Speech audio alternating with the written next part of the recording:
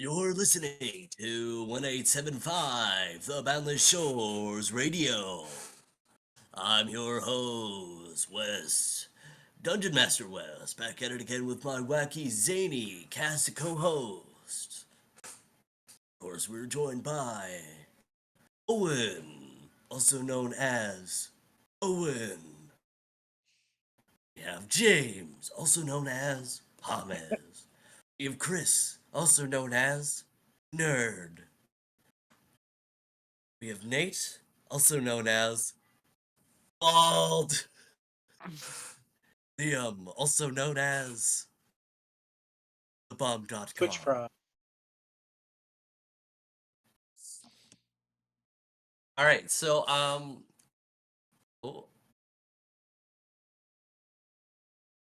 I think I'm frozen. The DM be frozen. Stop He's freezing, told to man. be. Not cool. God. He just needs to be pointing at something, and it's almost exactly like me.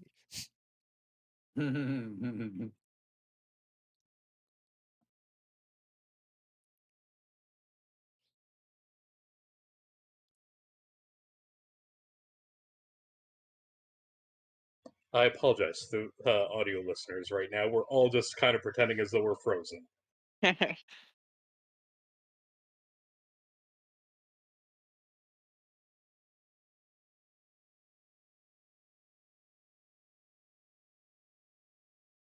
All right, enough of that. Yeah, indeed. Enough of that. The bit's gone on for long enough.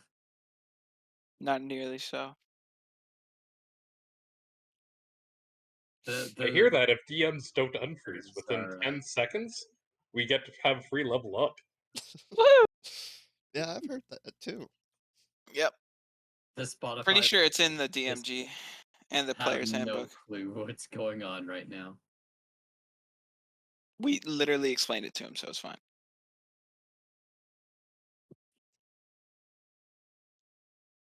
That sounds like the sound of leveling up to us. Ding! Yeah. It sounds like leveling up to me. I don't know.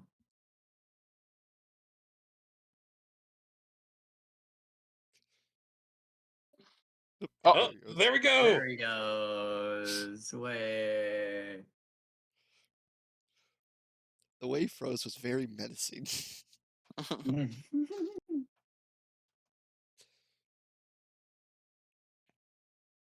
And then there were 5.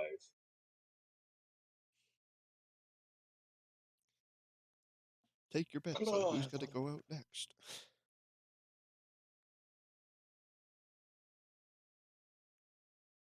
I'm you're gonna all wrong. I'm gonna put 2,000. I'm gonna put 2,000 days of bragging rights on James.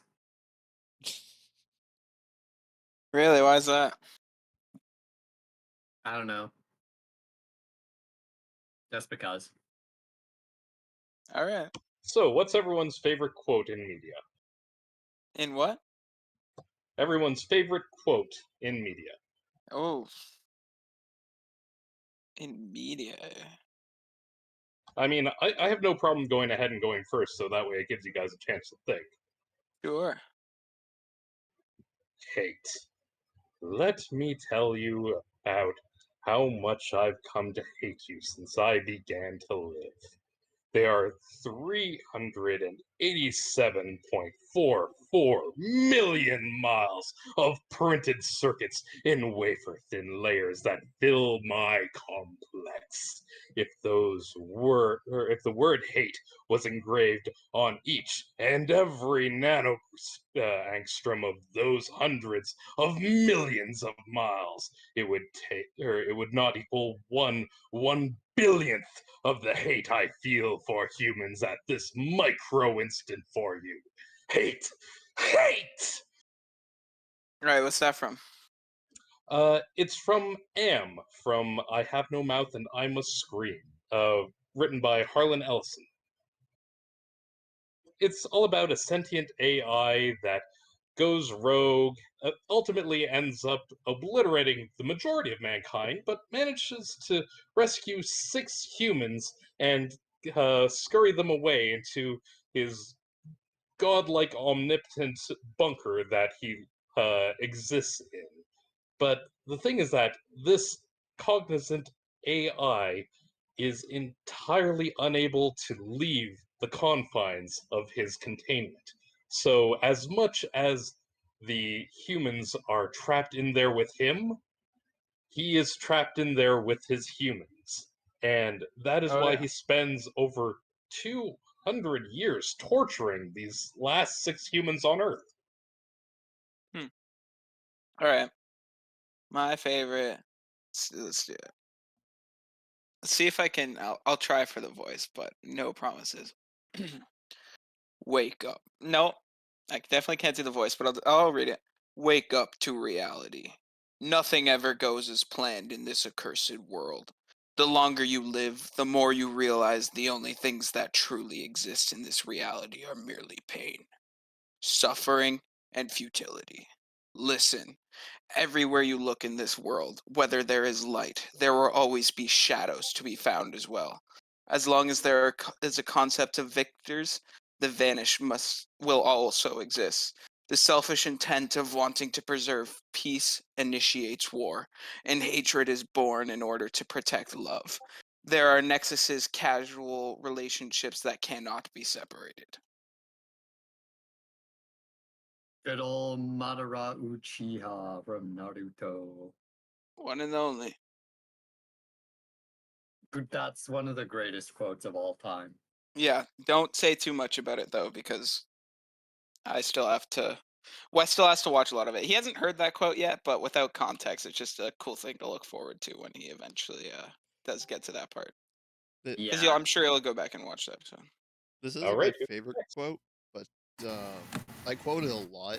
It's just as a joke, but it's that one scene from the Living Library in Doctor Who where it's like, "Hey, who turned out the lights?" Mhm. But one of my Sure, am I back? yeah, you're back. One of Oh my god, I'm back.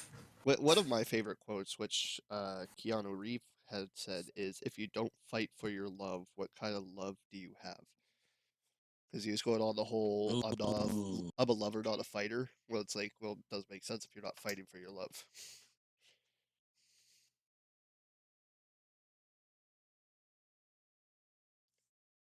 Yeah, I like that one.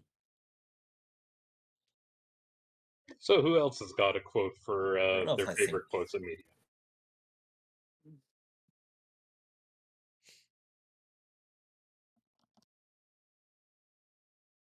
I don't know. I'd have to think about it some more.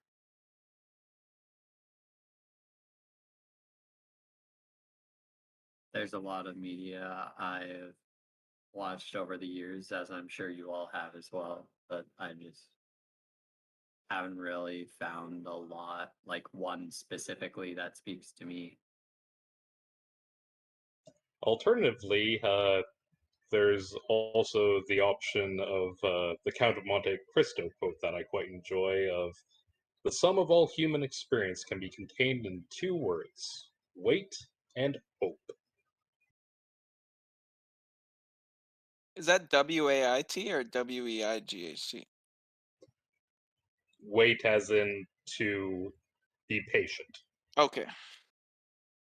Because either would work there.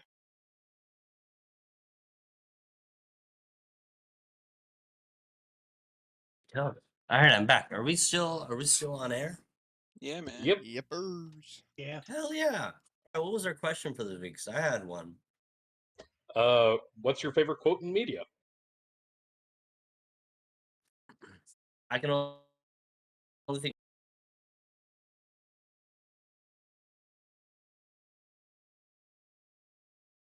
Owen, how about you? Uh, I one of mine I would say is you gotta know when to hold them, know when to fold them, know when to walk away, know when to Classic. run.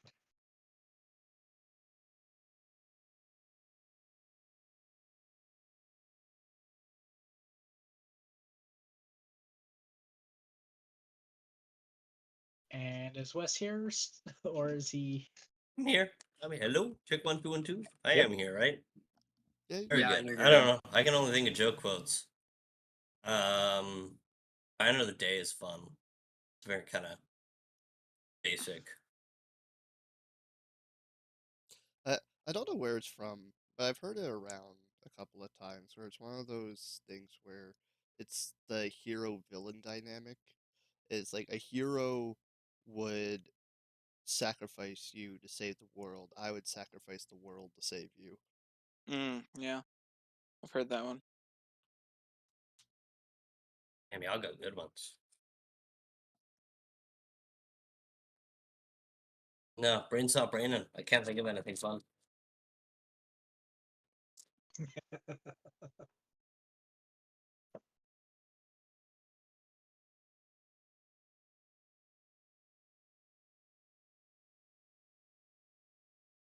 Right. Well, I think with that said, who wants to recap last episode? Sidebar: listening to last episode was tough. I think that is my least favorite episode we've done, which I don't think is any fault to the players or my own. I was just it's kind of boring. Not gonna lie. Damn. Yeah. Thanks. Previously on last episode, prep. I don't know. I don't think it's any fault to. I don't think it's anyone's fault, mine or the players. I just think it was, and like what we're 68 episodes in. We're bound to have one that flops, and to me, I'm not. That one is not a memorable one to me. Is Fuck this The one you, episode before man. was 69? great. Hey, fuck you. The one before was great. The last episode was just, draggy. Hey, Yeah. what, is this episode 69 today? No, Nice. 68. It's 68. I'm Uh, back next week. I'll be I'm able to gonna wear make that fucking joke next dildos on our episode. foreheads.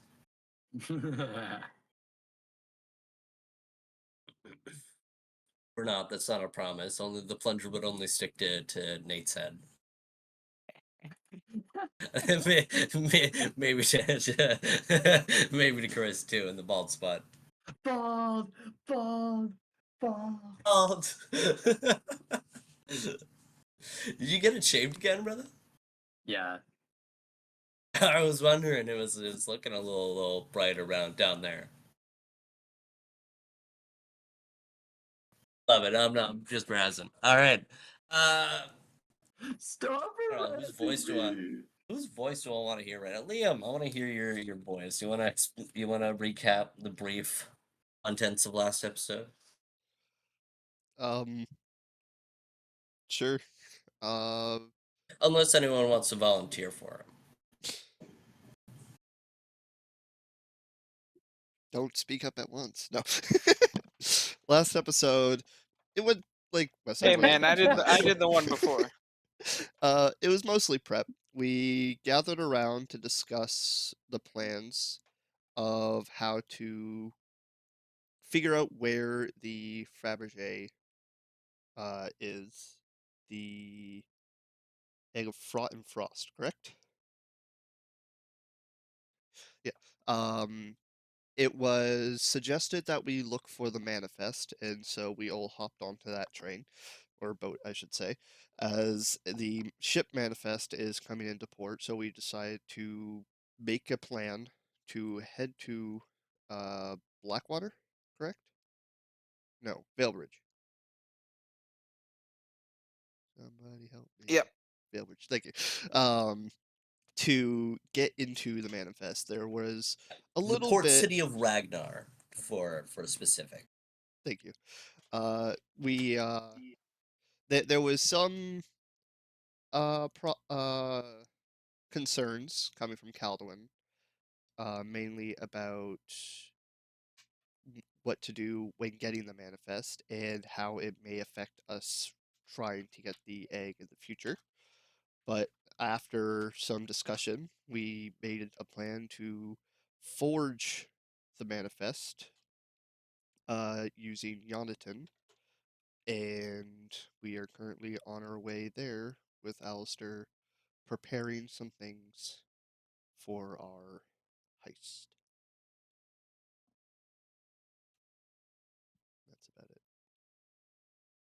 Wonderful. It's short and sweet.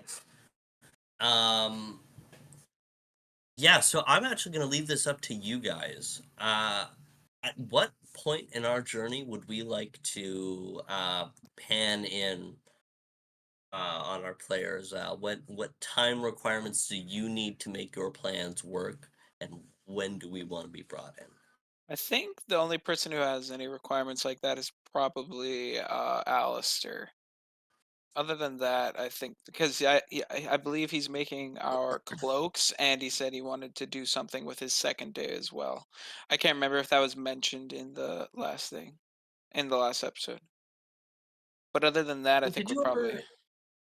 did you ever craft those swords? Hell yeah, I did. Or did you just get the materials? Okay, you did craft the swords. Alistair, how much time do you need to be prepped? Because you're the one who's doing a lot of the crafting. Well, I wanted to spend the last day aboard the ship running one less craft for under 1,000 market gold. I'm going to create a 4-charge wand of a sculpt spell Frost Nova. Wonderful. So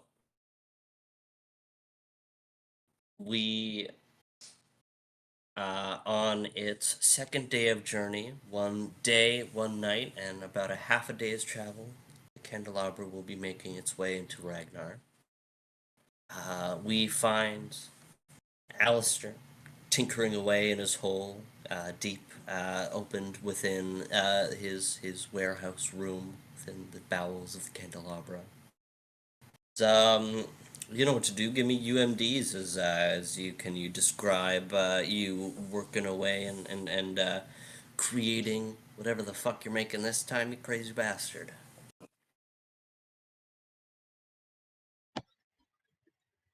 Alistair looks over his arcane etcher and his dwindling supply of runic ink of Cinnabril. Nevertheless, he continues to carve deeply into the eldritch whirlwood of wand, the runes describing the Frost Nova spell, meant to cause an exceptional blast of frost that chills the rime of the soul to a state of absolute helplessness. But wanting greater precision, he works in the metamagic for the sculpt spell, allowing new forms to be added on demand. Each glowing rune goes from bright bronze into a receding red as it carves deep into the wood. The wood thrums with the eldritch power that reaches deep within the mind and soul. And now to roll the UMD check. Classic UMD check. What's our target number here? That would be 20 plus caster level 5, so 25. That's a Uh, cinch. Oh, I rolled a 14.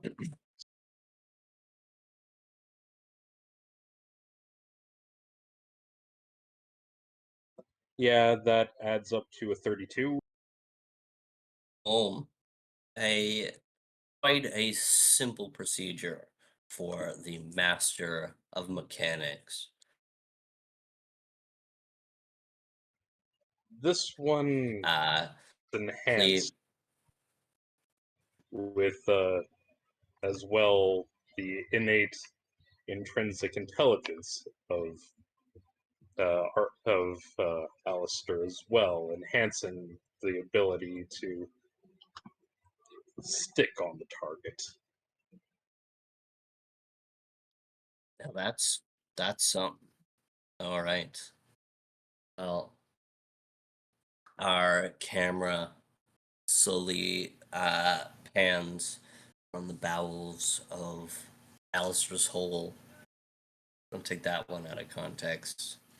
We enter Orgolan's room to see him sat cross-legged within the center of his room, meditating. His eyes closed, his palms facing upwards, his chest slowly rising and falling.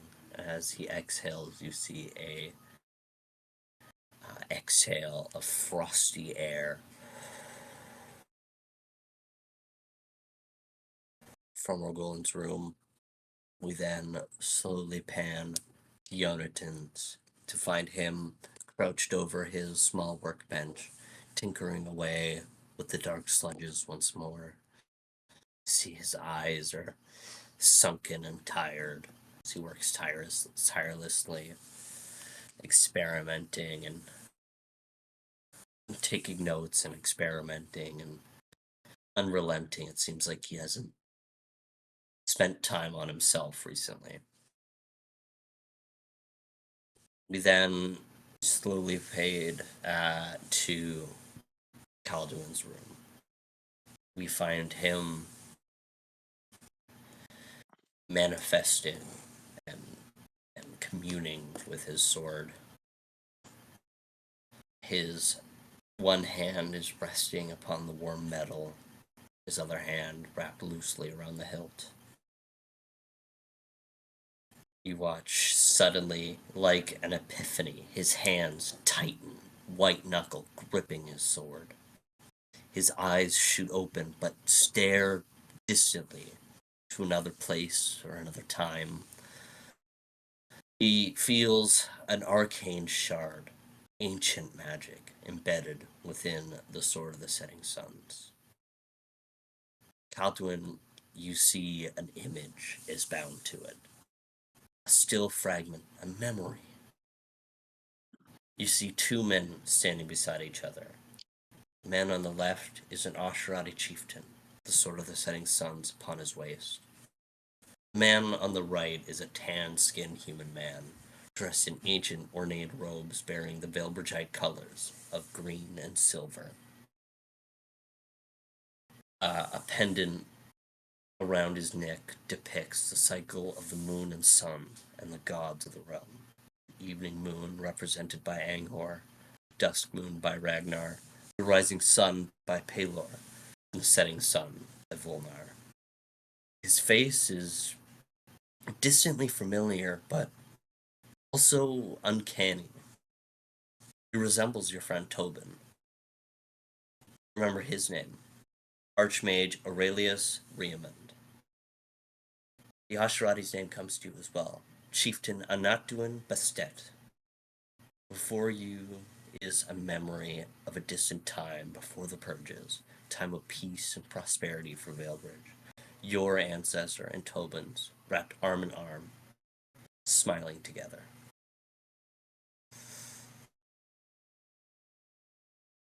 The moment passes as your grip relaxes from the hilt, as you return to your conscious mind.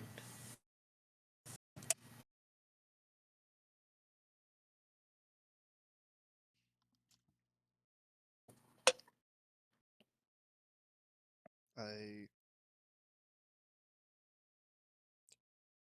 I take some time to think about what I just saw. And after a while in Osterati, I whisper, "Thank you for trusting me with this information."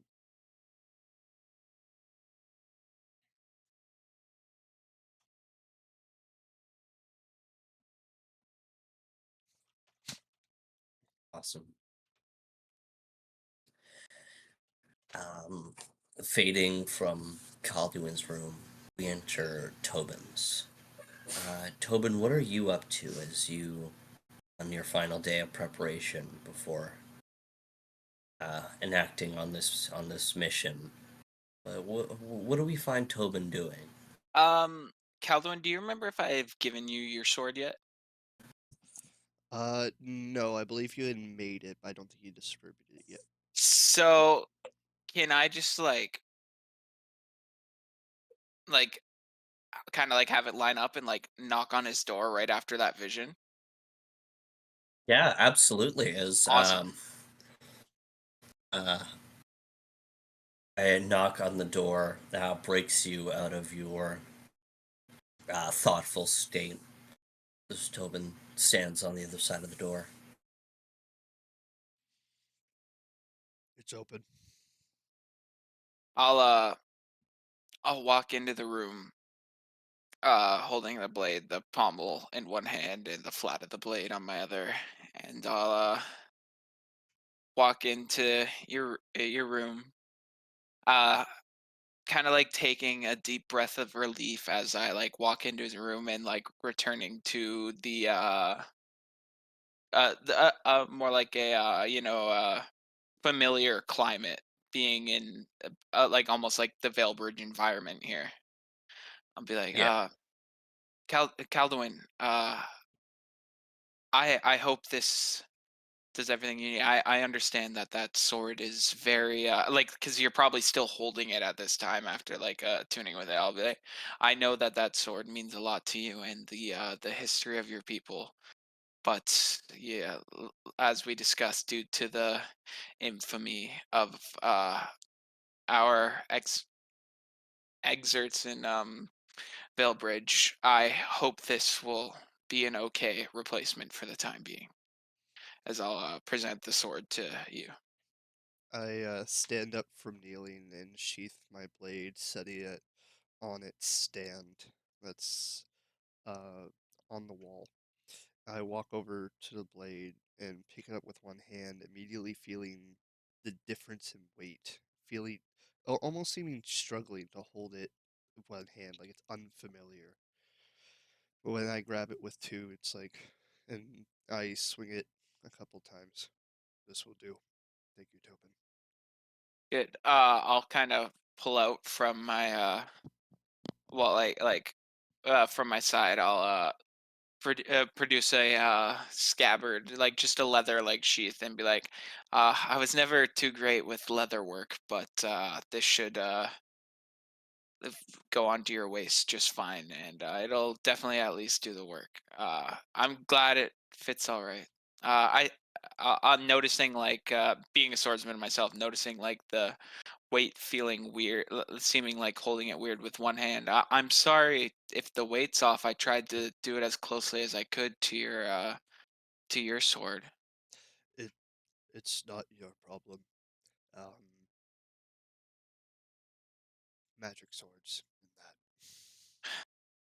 that. Right. Yeah.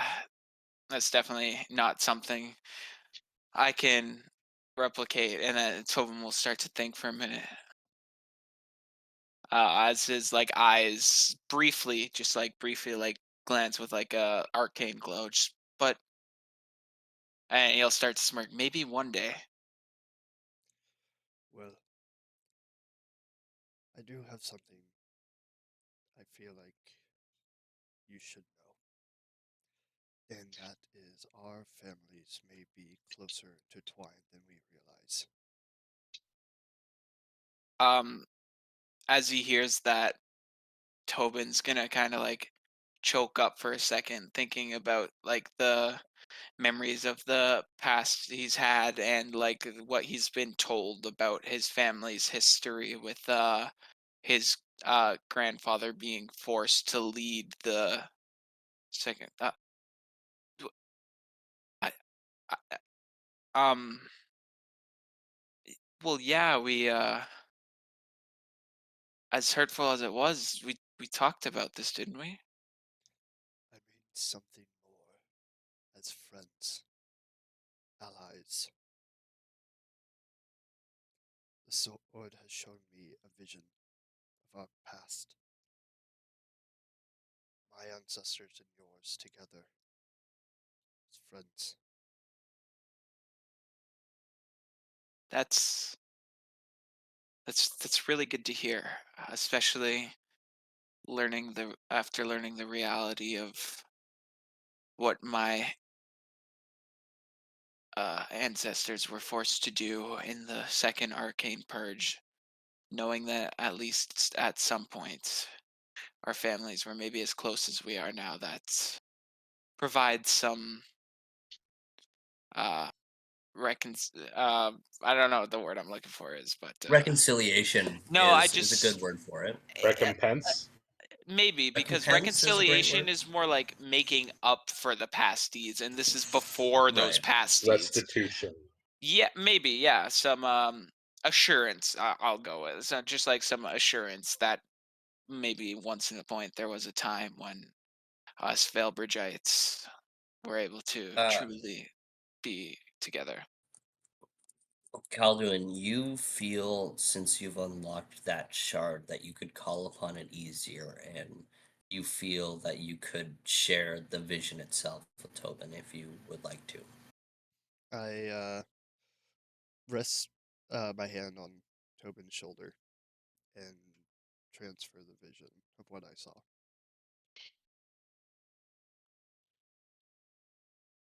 I, he looks a lot. I don't remember a lot of it, especially after what happened with my mother and the way my memories were played with. But but he reminds me of my father as a young man. S- ah, I'm glad our ancestors could have lived together in such a way. Thank you for showing me that, Calduin. I've been buried in this grief, even though you've accepted it. Just knowing that my family, even if forced by the people he worked for and the country of Elbrish, could do such terrible things to your people. I'm glad to give you some peace, and just know that you are not them, and I do not blame you for what has happened. Thank you. Tom will kind of take a few shaky breaths and just pat Calduin on the shoulder and be like, I hope the sword works for you. Uh, I'll see you when we are getting ready to dock. Take care, Tobin. We're gonna now fade back to Jonathan's room. Find him slaving over the dark sludges.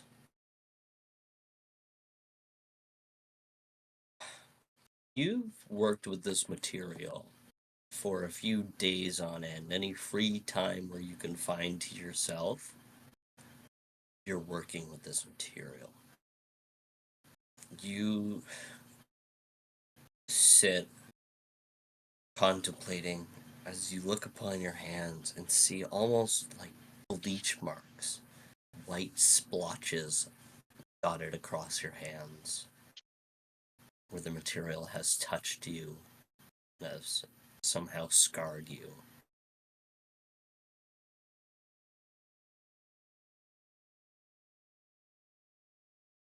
You manipulate this material.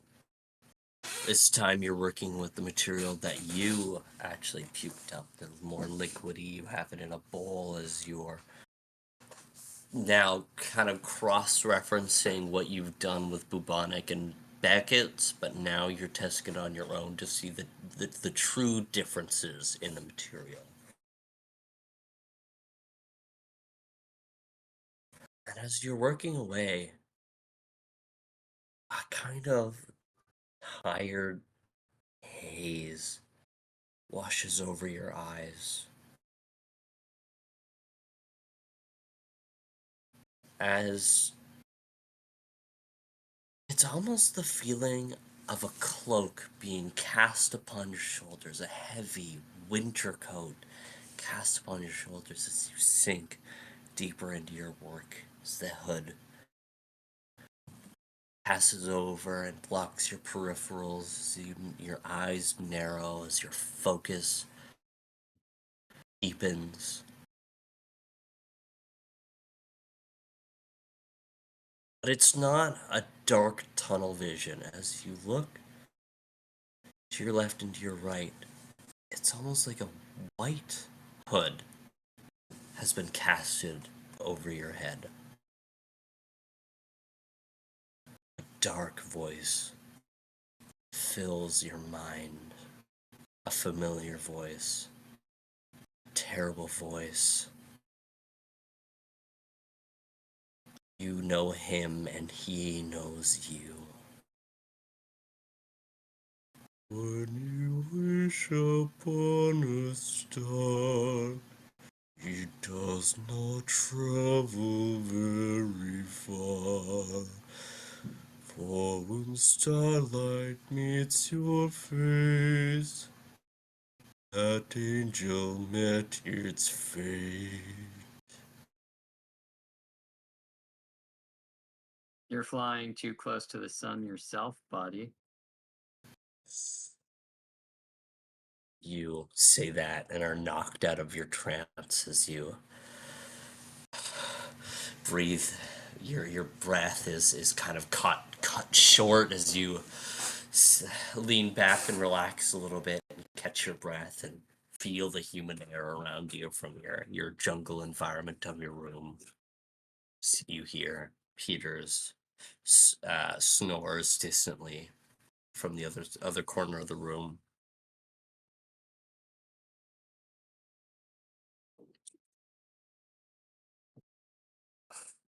I'm gonna go out onto the deck to get some air.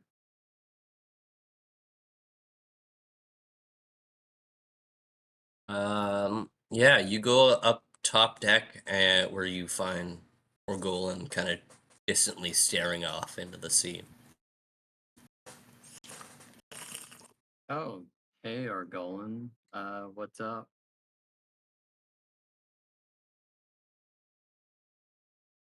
Not much. Just thinking how our little plan is going to go down. Right on, right on. I just came up for some fresh air. I've just been working on those fucking bottles of sludge ever since we got on the boat, basically, and I haven't really made much progress, so I'm kind of frustrated at this point. Have you gotten anything from it yet, or just like just any information, or just have you got nothing? Aside from making the piles of sludge bigger, I have nothing.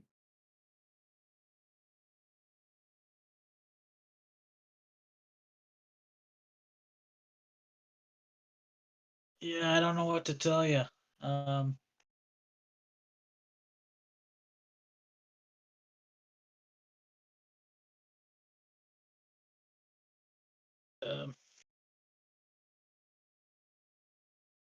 Both of you roll me a sense motive.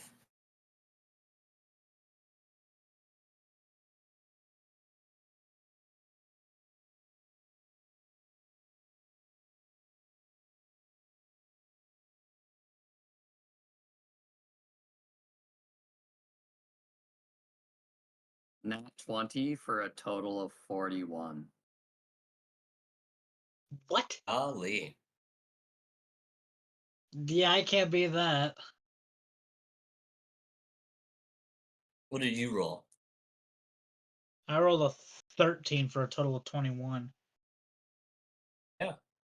This is not to combat each other. This is two friends looking upon each other. And after the experience that you guys have had together, kind of learning the body language and the facial expressions of your comrades. Golan, you see Yonatan's sunken in eyes and downcasted face as you could tell that he's been putting his body on the line, researching this and endlessly. He doesn't look like he's slept or the elvish version of sleeping, which is meditating. And Yonatan, you read off of Orgolan's face that something ails him. There's something on his mind, an experience that he had that just seems to be troubling him. Something that he's wrapping his mind around.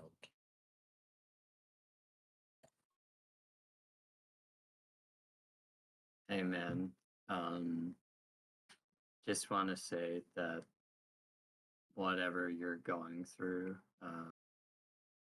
we're all here to support you and just help you with whatever's going on. And I know that all you guys are there for me too.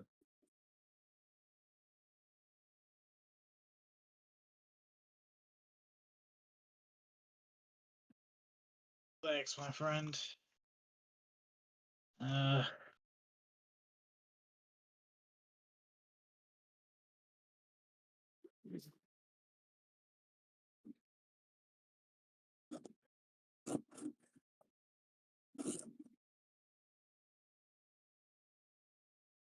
I could say the same for you. Thanks, lad. You need anything, just come and get me, alright? Will do. Alright, I've gotta No. go I've gotta go do my meditations now. Is Yeah, there get some rest, my friend.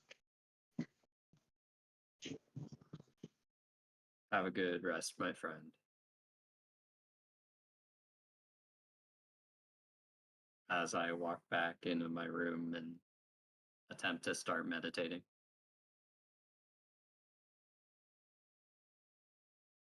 The sounds of Peter's snores and the floral smells in the humid air.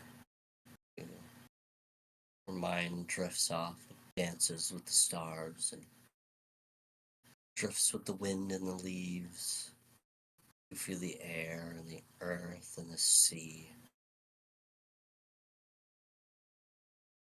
As the night passes and the new day dawns, the final stretch of the journey, we find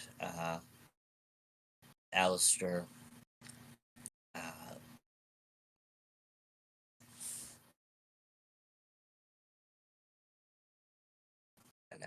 piloting the candelabra through the boundless sea as the distant shoreline of Veilbridge dances on the horizon.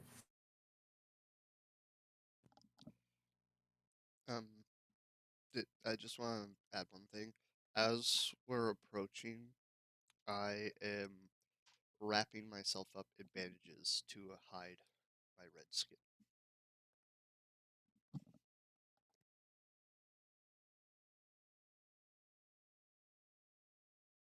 The bandages around your wrap the bandages around your hand and your wrists, reflecting on the hatred and the pain, having to hide your own skin, re-entering the northern kingdom, one that has oppressed your people for so many years. Ostracization. It's a good word. I love ostriches.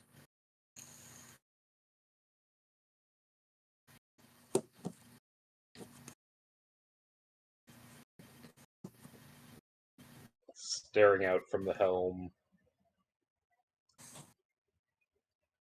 Alistair's features start to sink as though every part of him is being pressed down upon with an intense weight. Looking out across the coastline and staring up towards the mountain leading towards Scorched Town, mutters to himself. And this is the yoke of returning. Lord help me. After Alistair's never Oh. really been a fan of Veilbrain's its policies and lack of business. Go on, Tobin. yeah, after stirring about and making it up to the deck, Tobin will join Alistair on the helm and be like, how do we make out with those cloaks? Is everything ready to go? And your whatever else you were working on? I'll have a special little item thrown together for you for this evening. Right now, I've got Zinnia doing the final touches on it. As far as the clothing, I can whip up the clothier's closet spell over breakfast. Right. Let me know when Yonatan is up. I have a few items as well for him to go over. Yeah, I'm sure he'll make his way up here. As discussed, within an hour, you all plan on meeting in the war room for your final discussions.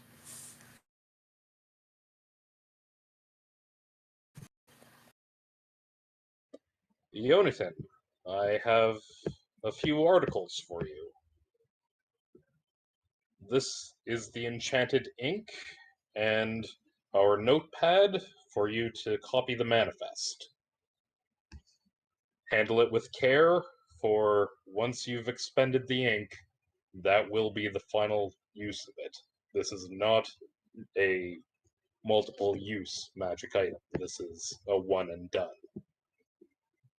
Similarly, I have a pearl for you. When you feel as though you need a weight lifted off of your shoulders, try putting it underneath the tongue of Peter. I'm sure that it'll bring you some pleasant joy. Okay. Thank you very much, Alistair. Now, given the nature that we need to have everyone disguised, is there any particular requirements that I should know about the garbs? Any particular clothing, style, heraldry, embossing? Tobin's gonna lean in all serious and just the cloaks have to look cool. Sure, inconspicuous, but they need to look cool. Pressed and forest green? I trust you. Like he's still like looking at you like very intensely, but just make sure they're cool. As you lean back in his chair. Well, let's get some enchanting done. And I will cast a spell storing item upon a single copper rod that I've propped up inside of the corner of the room.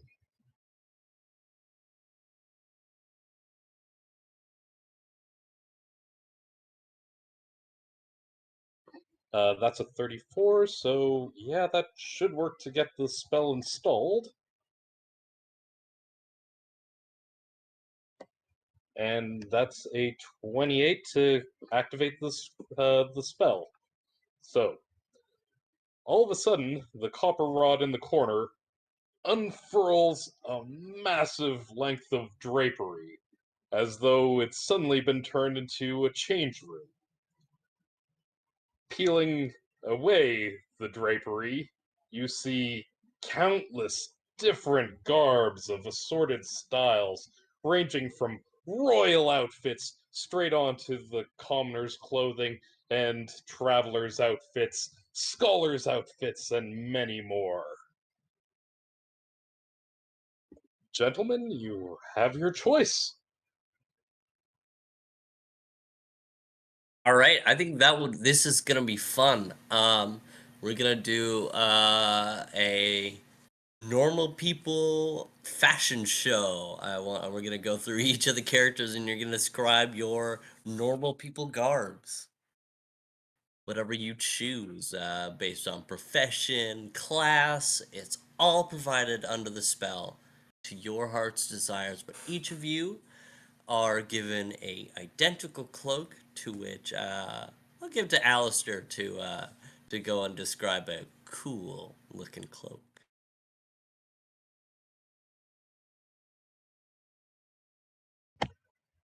Stitched with deep earthen greens.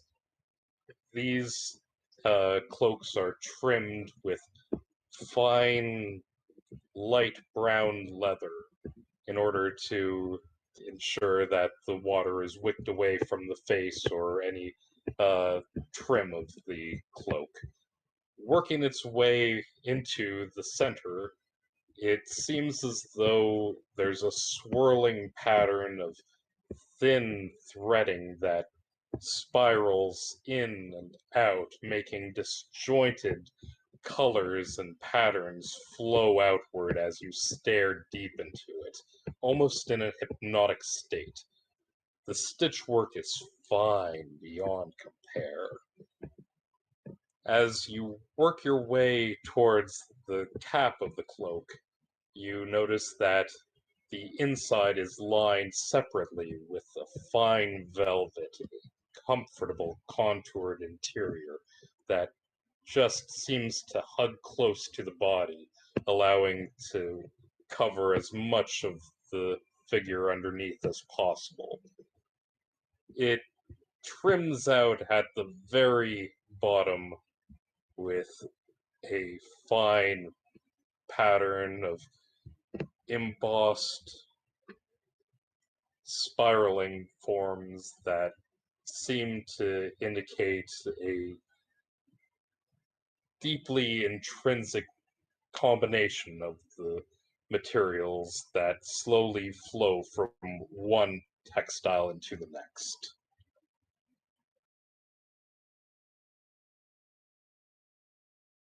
Well, I am a merchant, I am a craftsman, I am a many a thing, but if we want to go with simplicity in this case, I think I'll go with an underlay of a courtier's clothing.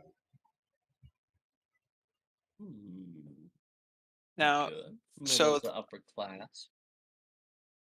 so is this going to be a Go on. case where I have to like can I wear my armor under this? Is this like concealing enough, or is this something that I'm going to have to like The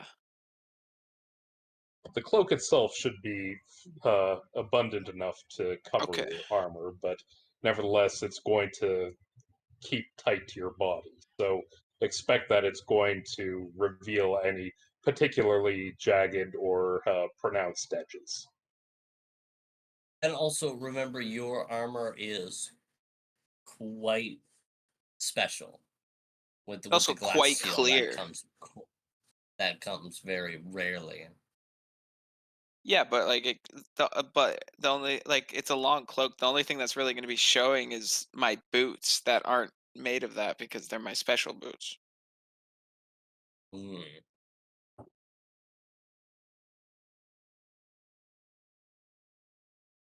In your vision, is your armor like entirely glass steel, or is it Uh glass steel and metal?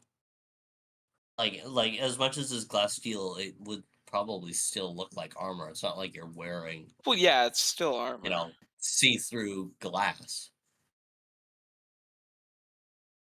Yeah, but it's also concealed by the cloak.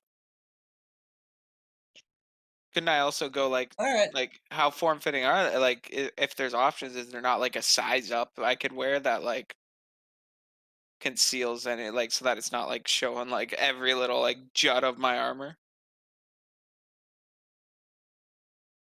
Well, it's still cloth resting over the metal, so any intrinsic detail Yeah. would be kind of displayed mostly on the shoulders. Well, I don't think I have any like crazy like fuck do you even call those? Shoulder pads. Pauldrons? So like, yeah, pauldrons. I don't think there's any like crazy ornate pauldrons I'm wearing. I've never. It's Okay. not like I'm like some sort of like commander trying to like show their I'm rank. sure Like I'm sure your cloak kind of conceals it mostly. Yeah. because it's just the thing. Like if I and maybe if I still had some like leather armor or whatever, I'd say fuck it, I'll just wear that. But I don't have anything left. My last bit of armor was like destroyed. True. You know what I mean? Yeah. So I'll put it on and I'll just kind of like so I was like, does it? I'll turn to Alice. I'll be like, does it conceal it well enough? Or We're here early enough. If you want, I can stumble into the markets and see if I can pick up a chain shirt for you. uh, for the sake of allowing this mission to go smooth, maybe that might be a good idea. All right then.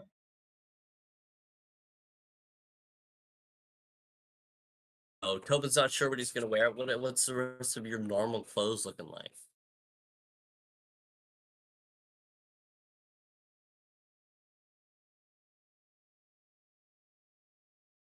Uh, you and Tim, we'll go with you.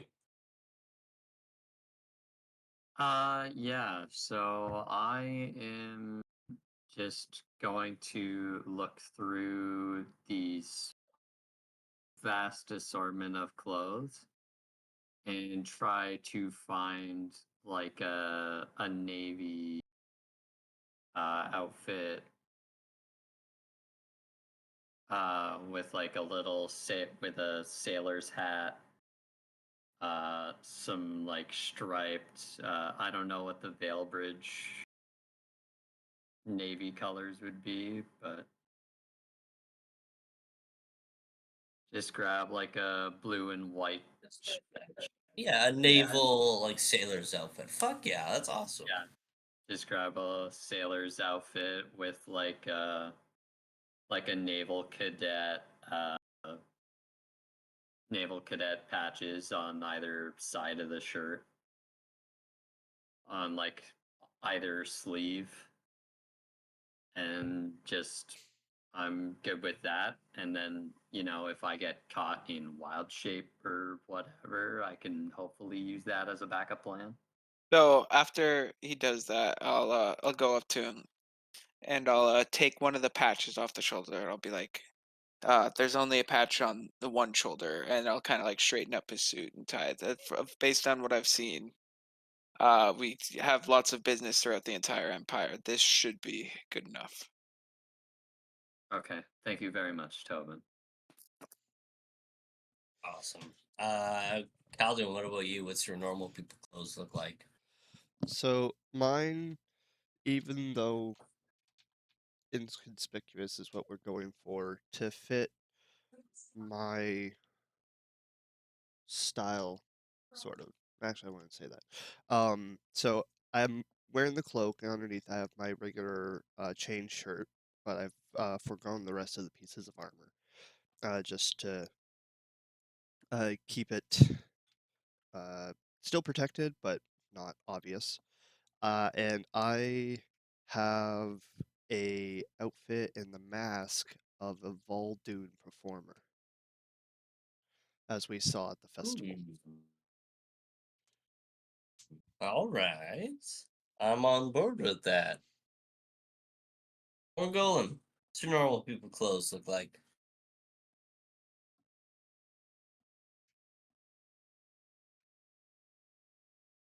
So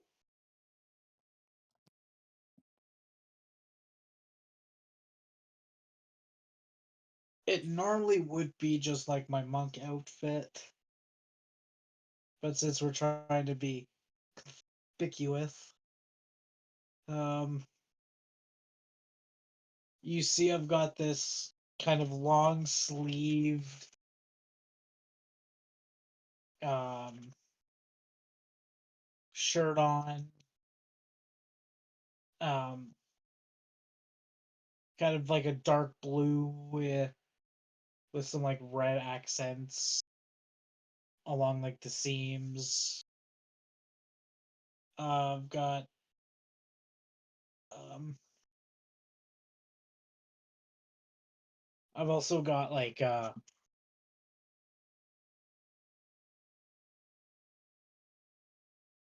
kind of like a little baggier jean type uh pants on. Uh you also see I have like a satchel on. Um kind of like a scholar's outfit, like a little bit fancier, but kind of more casual. either Or like a Colin. either I like a scholar or a traveler. I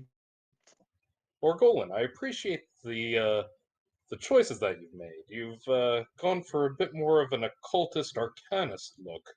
I can lend you one of my spare spell component bags if you like. That way, it will sell the angle that you are in fact a mage, That could work. if you like. Veilbridge with the magic band. I'm fine with I'm down with that. Yeah. You're my mercenary band that I hired after I kicked all of the Ade Naul off of my ship because they went ahead and failed to pay up for all of their assorted magic items they stole off of me. The default of their loan. Yes. What was your point there, Calhoun? I think you got lost in the hubbub. I said in Veilbridge with the magic band. Oh. Yeah, magic is banned in Veilbridge.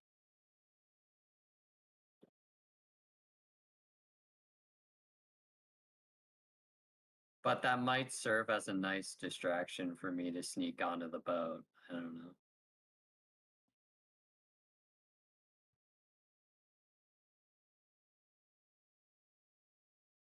All right. So a magi, artisan, a knight, a sailor, and a performer all sail on a boat.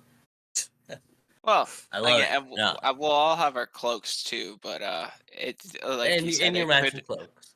it could work as a part of the distraction if we do have to like go save Yonatan. Perfect. As after clothing yourselves and the final preparations are made, you all exit to the top deck and watch the Veilbridge shoreline slowly approach. See it as the candelabra skids across the calm waters. Where we're gonna call a break, and we'll catch up with Ade Naul when they hit landfall. See you soon.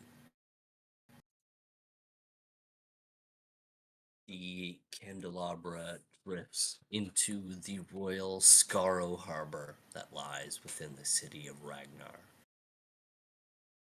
Crafted of white sandstone and royal bright colors, the city rests within a large coastal oasis. The beautiful circular lake within the center. Luscious palm trees wave in the morning winds, blowing the southern heat to the salt-scented seaside. The larger buildings of Ragnar are made up of beautiful sandstone. The smaller buildings of palm wood and various stones. A majestic quartz temple rises above the skyline. Upon the top is a sculpture of a large sword that towers into the sky. As you all look upon it, you recognize this blade as Malice. Even the Asherati poem had been carved upon it, though its meaning had been lost to time amongst the population. So, Candelabra drifts dockside and drops the gangplank. You see a small group of Veilbergite guards approach and walk down the docks towards the Candelabra. All of them dressed in the regal armor of steel with the royal green and silver colors. See, one guard calls from the deck below the gangplank. Halt! Upon royal decree made by Her Majesty, the port is closed except for those with business of the crown. You will be documented and your vessel. Yep, that's what he says. Nope. Your vessel will be thoroughly inspected. Prepare for boarding. See the party of 5 guards make their way up the gangplank onto the deck.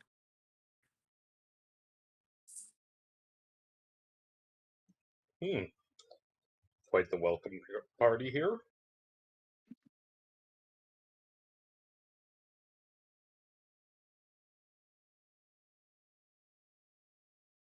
State your business and produce your shipping manifest while my associates inspect your ship. Trade. I wanted to engage inside of trade for my exotic goods. I've collected a fair number of spices from the other isles, and I wanted to bring them into port to see if I could go ahead and exchange. I heard that this is an excellent location to set up for acquiring additional resources of iron and other smelted goods.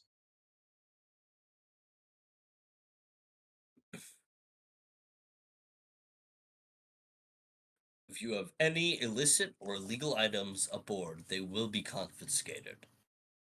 Any stowaway or non-registered passengers will be immediately detained.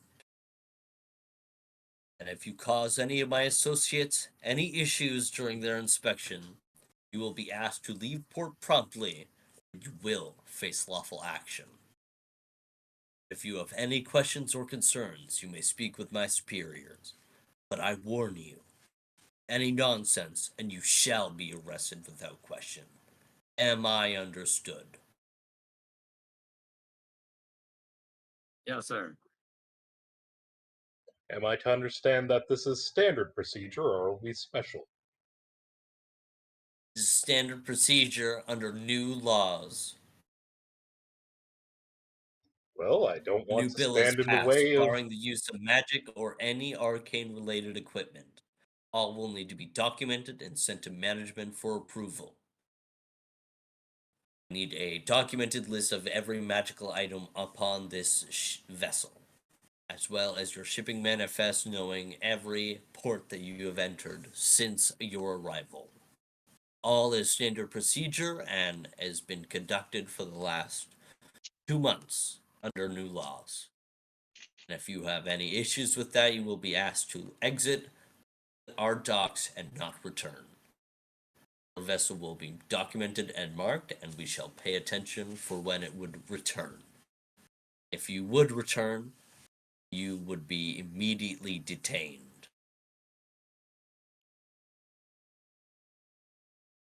Seems like a rather extraordinary feat, but as you wish, is the local custom, then far be it for me to intrude.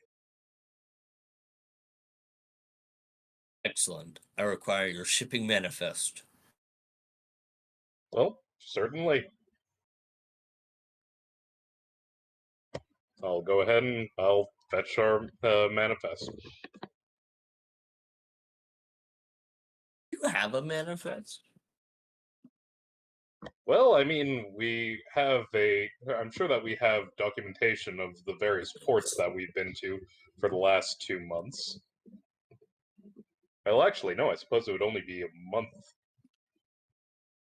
What about goods, like the stuff you've gotten for the genius stuff? Do you have that like written down somewhere? Because I think that's what they're concerned about. Technically, I've got that in my workshop.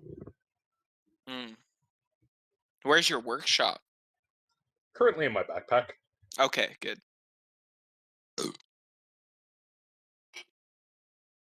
So, while Alistair goes to fetch the shipping manifest, are all of you present top deck? I would think so. Yes. Yeah. Perfect. You watch as guards begin to descend below deck towards your rooms and begin to search. Anything anyone would like to do before they search the rooms? I'm assuming one of them stayed up top to keep an eye on us. There's a party of 5 guards, so there's 3 searching below deck. There's 2 up top, the captain and a guard, and 3 are going below deck. Okay.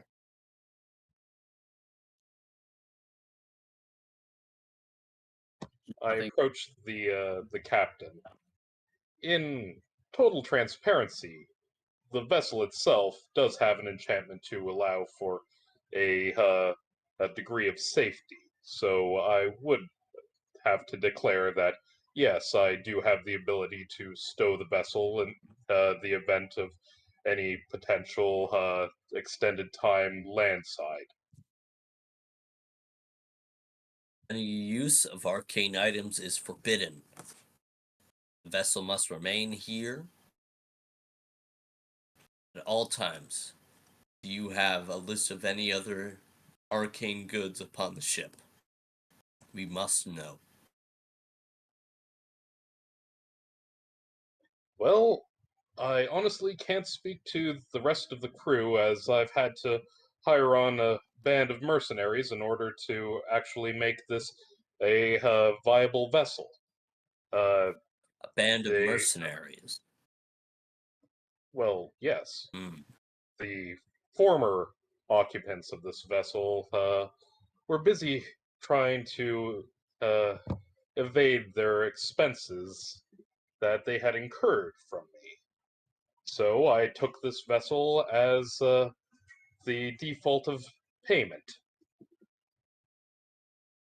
You see, he flips open a notebook and state your companions' names, and we will run them by our security to make sure that they have no outstanding crimes within our realm. Well, the mercenary group themselves occupied the name the Ill Omen, so uh, I suppose that would be the band name to search under. Ill omens. Can I get any names? I'll step forward and I'll like bow my head slightly. I'll be like, my name is Theodore. Um, Theodore Bush. Theodore Bush. And are you a spokesman of these mercenaries? Yes, this is my band of mercenaries. We don't trust your kind here. Sir, do you have a drawn-up contract between the mercenaries that you might produce to condone lawful jurisdiction within our realm? Well, I oh, I had to operate under haste in order to otherwise remove the prior occupants of the vessel. So, to that end, I have not actually established a formal contract. However, if we have a notary available, I will happily engage inside of such right up now. exactly. On the sea, we were not able to. I assure you, we operate as, despite being called mercenaries, we operate quite above the board. However, because of that, we were not able to make up a contract on the sea, as of course you know you need a proper notary to do so. Anything else would just be. Ill omens. Do you have any noteworthy contracts that I might have heard? I would not think so. As mercenaries, we do keep rather low profile, but I assure you. Alistair and Tobin, roll me deceptions, please. Left checks. Got Yes, that's the one. Okay.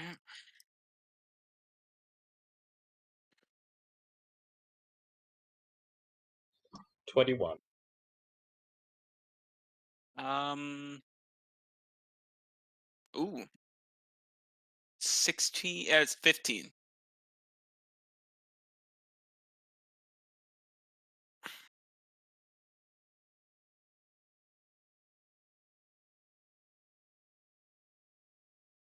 The captain eyes you, Tobin. It clears his throat. If you have any lawful declarations, state them now. If you cannot produce me a contract legally binding you to his services, cannot allow you onto these soils. Not to mention, I don't believe you. Quick question. What was the name of that Valdoon entourage that we saw at the festival? The fire something or other. So, I believe they had a name. yeah, the Firelight Mm. Phoenixes were their name. They wore a lot of iconography, but that group, to your knowledge, is based more out of Marswell. They did wear a lot of Asherati iconography. Okay. Sorry, Firelight Phoenixes, is that what you said? Firelight Phoenixes. Okay. I walk over.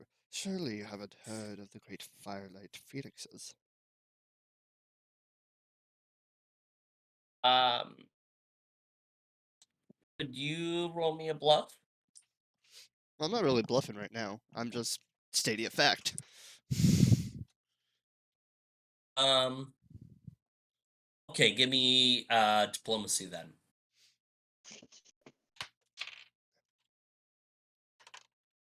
Not 20.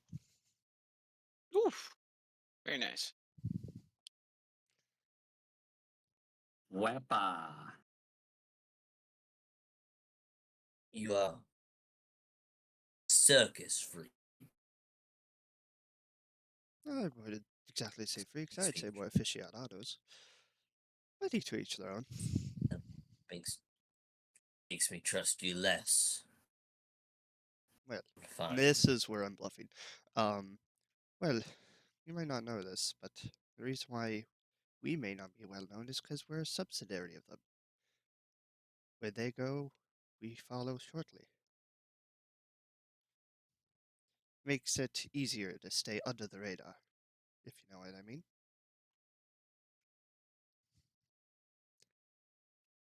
I will not question the famous.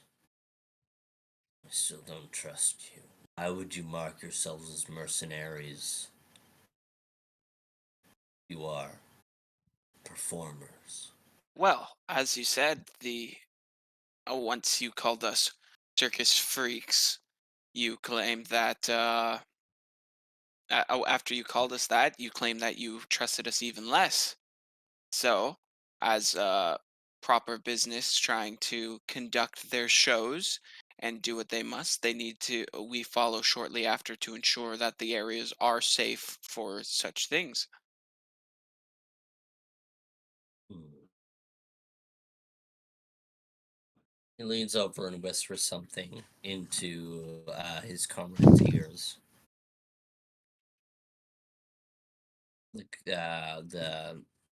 His guard exits off the gangplank and walks down towards the docks into a small hut.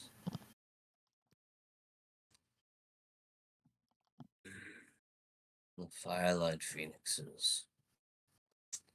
I have heard of you.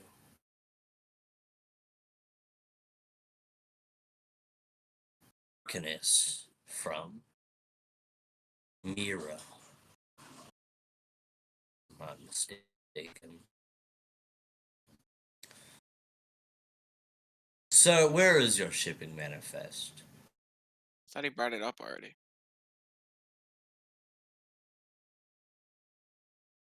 Takes it and flips through the pages. He kind of takes an eye to the short amount of traveling ledgers that you have. He passes through and kind of makes an eye, and only a month's worth of travel. He checks your previous ports. He looks to you, Tobin. Where was your last performance?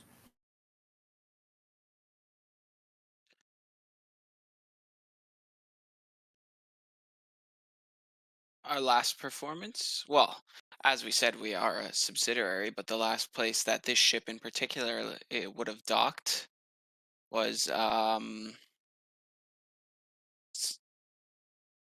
sorry, it wasn't Blackwater we were just in, right? Or what was New the Angkor. right? The last place this ship docked is was New Anghor. Roll me one more bluff. I'm not bluffing. We were in New Anghor.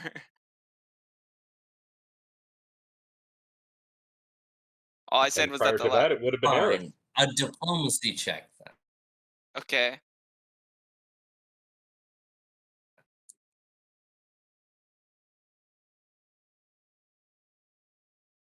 This coffee table so small.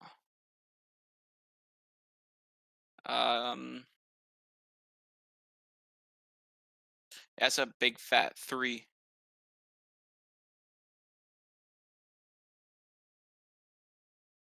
New Angkor.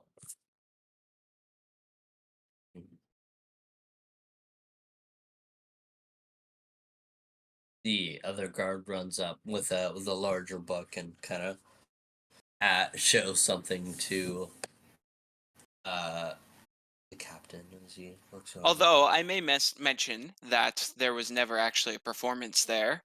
When we got there, it was not a proper place to have a performance. We spoke to some people at the dock and in town, and it showed that after the events that happened in New Anghor, it was not a suitable place for the Firelight Phoenixes to go, which is, in a way, part of our job.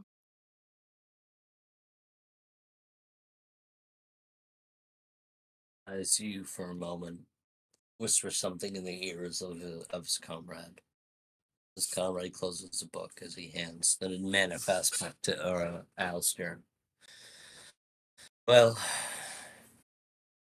I can't blame you, famous folk, for traveling incognito. Fortunately for you, the Phoenixes had checked in a few nights before on business with the crown.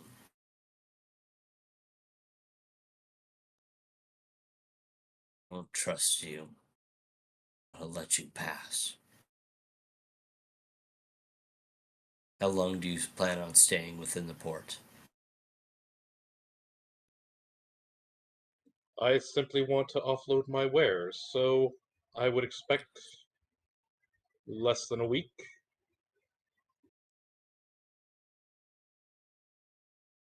Days, sir. I will happily pay for 7 days of port fees.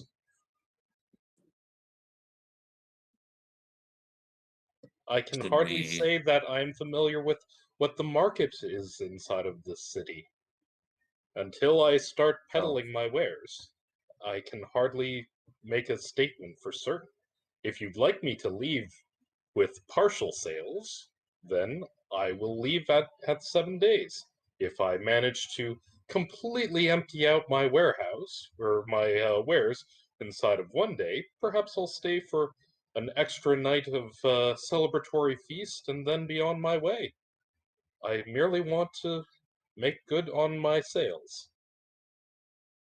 Elster, you're interrupted by a yelp below deck as bursting through the doors, descending below, you see Peter with a chain and manacle around his neck as two of the guards push him up the stairs as he grinds his claws and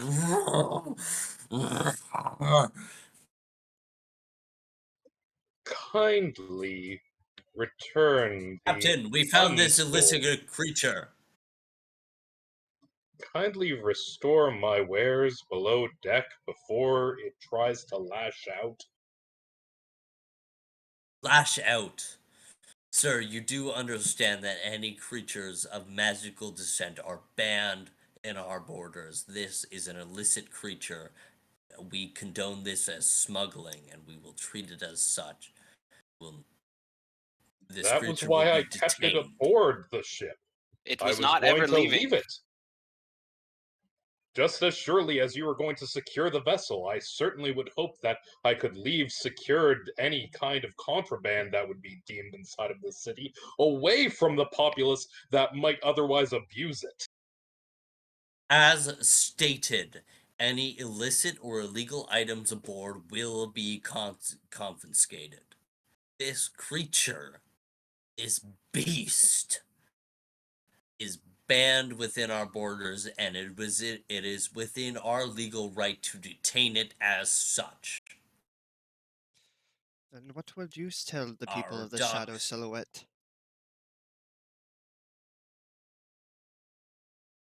Pretty sure they wouldn't be happy of you taking their wares.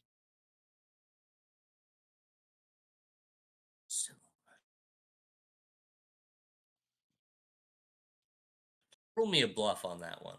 Oh, definitely. That is a 34.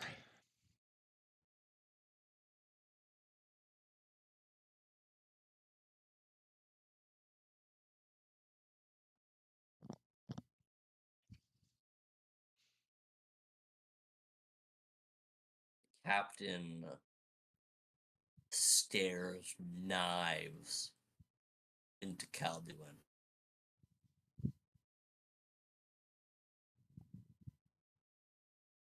You fucking freaks. Up to me. I'll be bound in chains and locked in a fucking dungeon until you rot.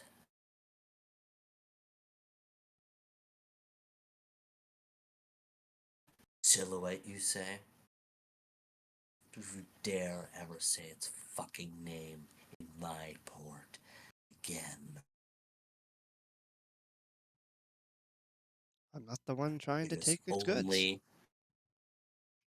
only known as the Traveler, and any who know the Silhouette know to call it the Traveler. I don't ever want to hear you trip up again. Aye, Captain. Silhouette doesn't exist. The Traveler had been here and plans to return.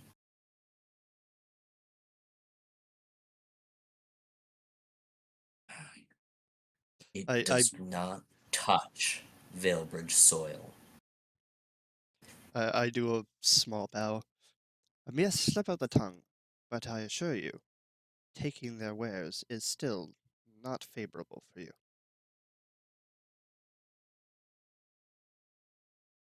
I don't question the brass. Do your business. Do it quick. Get the fuck out of my country. Am I understood? Absolutely.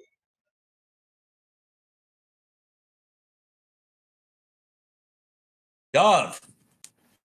We move! As the guards exit down the gangplank and walk down the docks, you hear the captain cursing in foul language. Was Silas one of the people I have on my stone? I can't remember. No, I don't believe you do have Silas's rune. Okay, I couldn't remember because I feel like we'd contacted him other than like meeting him before, but I turn back to the crew. I've Sell swords! Get back, or get our goods back under. sir. I'm gonna command Peter to go to my room and then command him to stay once that's done.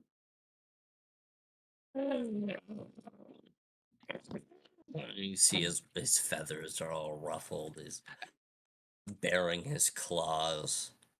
After after they leave the ship, I'll put my hand on Yonatan. I understand that was intense for a moment there, but in a way, I think Peter saved us because we have a number of products here that, if they had not found the Griffin right away, might have been problematic.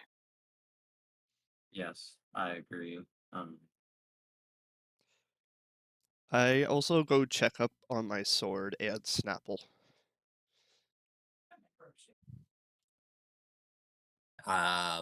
Fortunately, it seems that the griffin was discovered first, so your room remained untouched.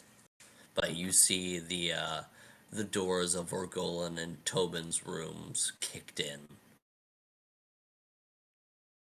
Wait, we saw them As the like latch kind of what did they leave with something other than the Griffin? no, they just inspected your rooms, but nothing was. They But didn't it take my seems like sword? it probably would have been It would interrupted be by the in the hole. discovery of Oh, Yonatan. okay. So, like, your rooms were searched, but nothing was taken because Yonatan's Right. door was also kicked in, and they found Peter. Okay. I go back under into the quarters, and I unfold my pit to climb Yeah. down, pull out my provisions pack, and pull up with it about 15 pounds of wild boar. Alistair, do you mind if we, just to be safe, if we put our some of our items in your hole? If you like. We probably should Right have now, done I, so I figure beforehand. certainly, but I figure that this is the very least that we owe Peter. Absolutely.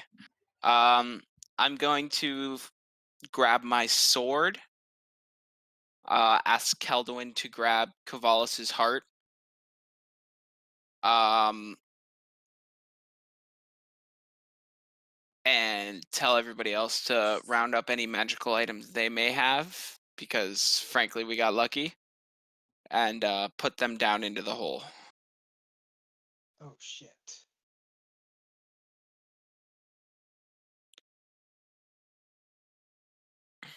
I'm going to put my bow staff and my circlet of wisdom into the hole.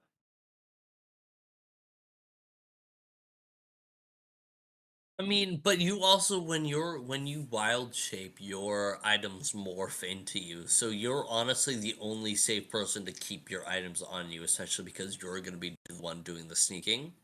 So if you kept yourself at full power, except for maybe the read of magic, but then you'd also be read as a wild shaped druid So how if many? someone were to. Do we have 2 days at this point before they arrive? No, they arrive tonight. Didn't we leave 2 days before them? Weren't they on their way back But when we left? you were a half a day's journey behind. Okay. So what time of the day is it now? It's probably now early afternoon. They are scheduled to arrive this evening. Hmm.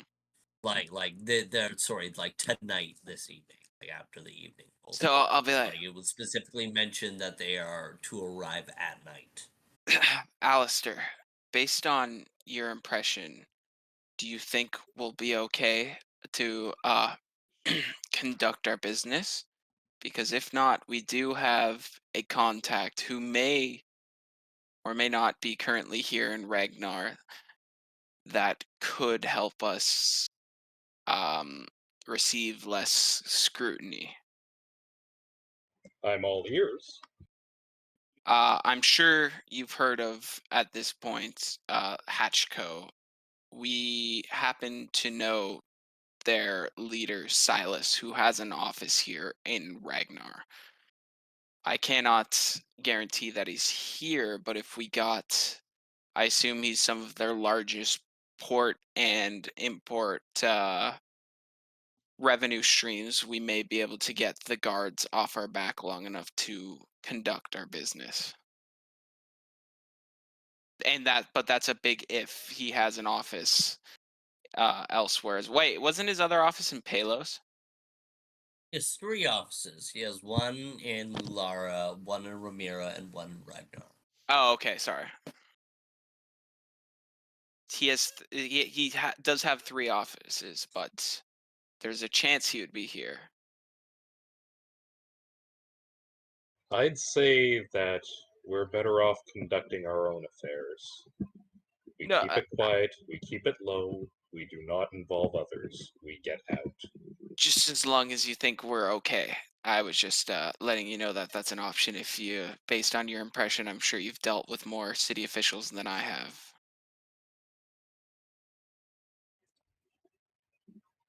I'll be honest. I I hate this kingdom with a passion. It never brings out the best in me. I will sooner be out I of do this port. understand your skepticism when it comes to this kingdom. I'm not sure you do, but I appreciate it.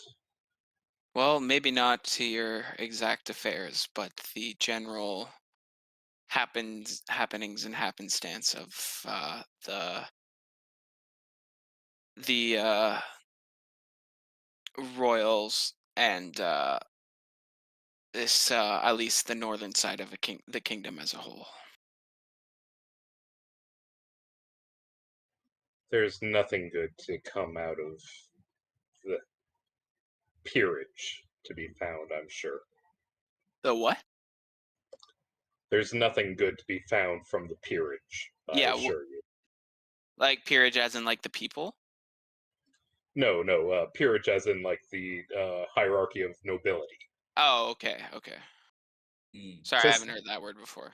to, to say anything of the leadership is to imply that it's worth wasting your breath on. Well, I'll tell you, there's a reason we have to wear these cloaks here, and that has a big part to play with the leadership here.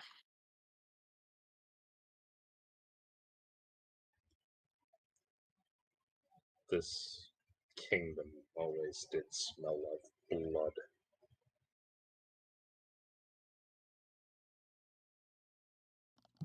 You don't even know the half of it.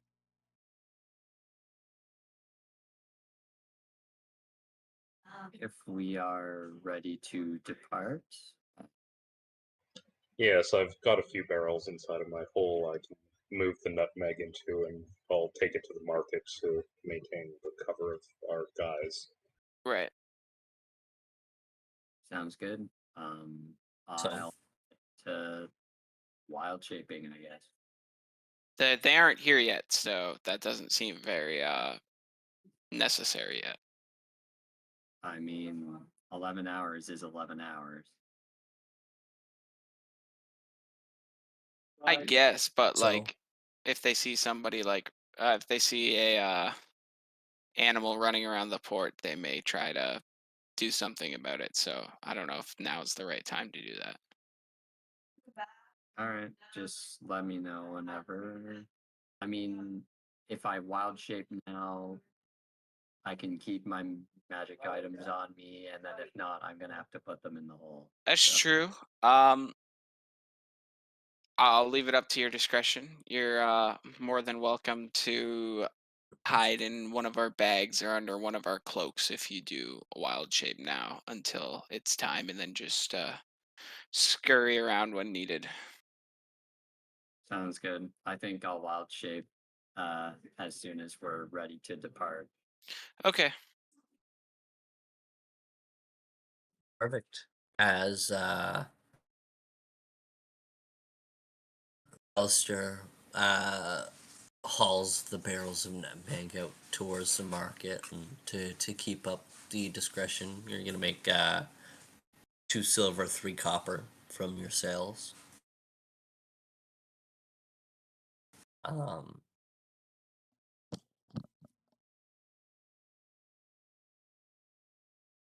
we're gonna catch up with our party as night falls, as I'm gonna call one more break.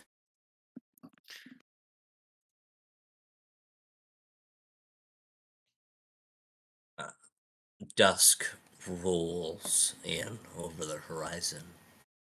Clouds cascade over the skies, drawing in a dark night. Alistair, you've already returned to the ship with your sails and the chain shirt for Tobin.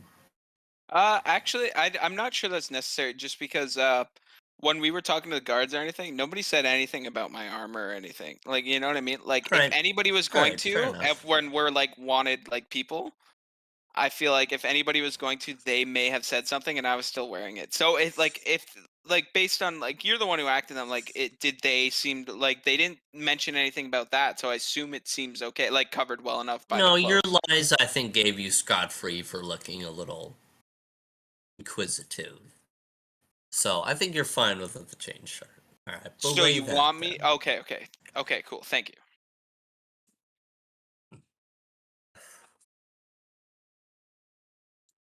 Um, Sorry, not that didn't mean to interrupt you. not Keep on. sure where Yodagin's posted up yet. He can let me know in a moment.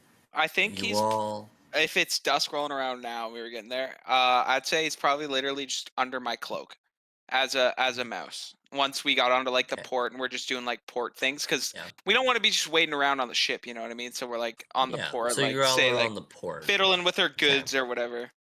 If yeah. We that's need to okay. stow our sails, and we also need to put away all of our merchandise because heaven forbid some miscreants from in the market decide to loot us of such goods. Yeah, so maybe we're slowly loading some sort of like device to help us get our goods up the dock or whatever. Just taking our time since we know they're going to be there soon. You feel me? Perfect. Yeah. I lean over to Orgolan. Um, friend, I have a special job for you. Do you think that you could get your hands on one of the rats that infest this pier? Oh, and also, sorry, this was just over the break, so let me add during the time before it became dusk, I'm going to write a letter to my father.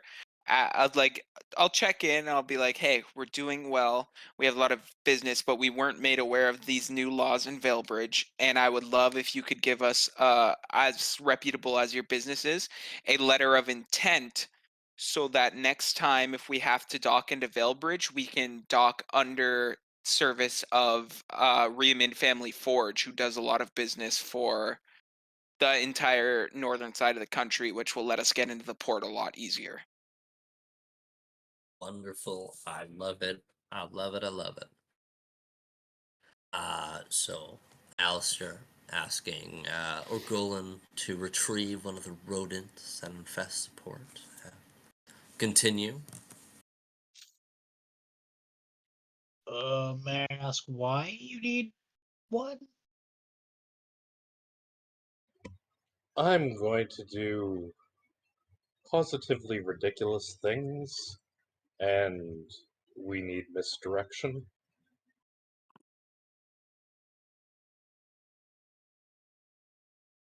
I'll see what I can do.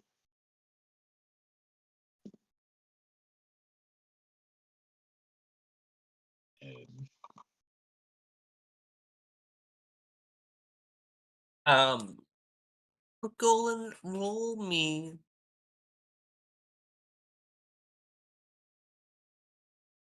a dexterity check at disadvantage.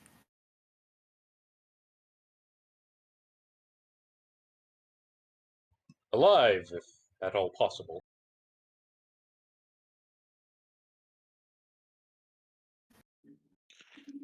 So that's a 21 at disadvantage. Nice. You creep in the shadows, your mind and your ears sharp.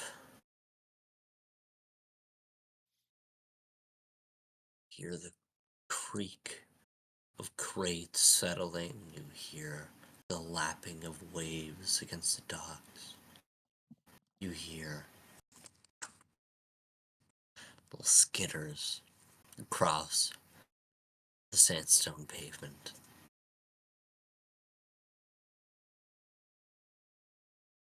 Breathe in, breathe out. Your eyes dart. Your hands dart faster. You grip. A little rat wriggles within your palms.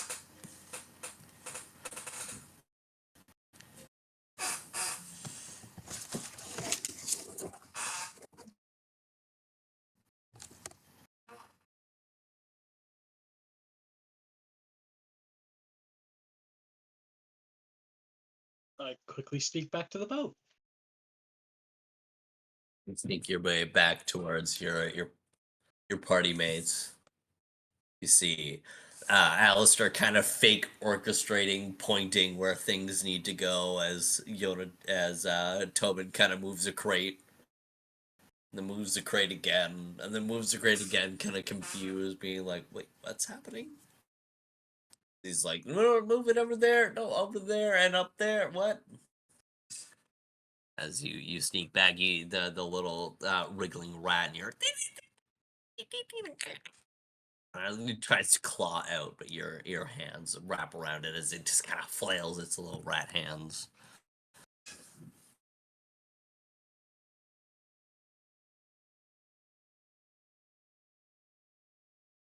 All right, Alistair, I got it.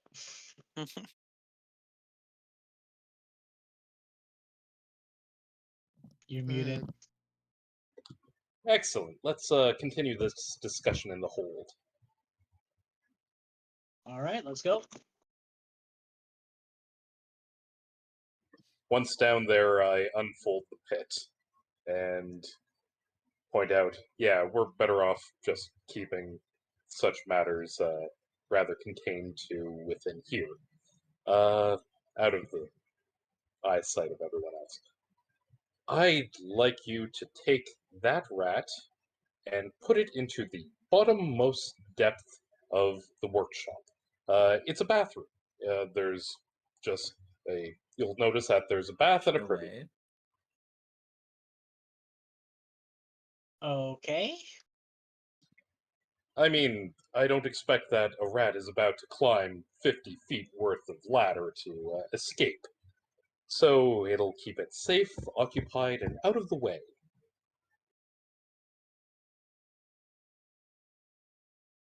All right.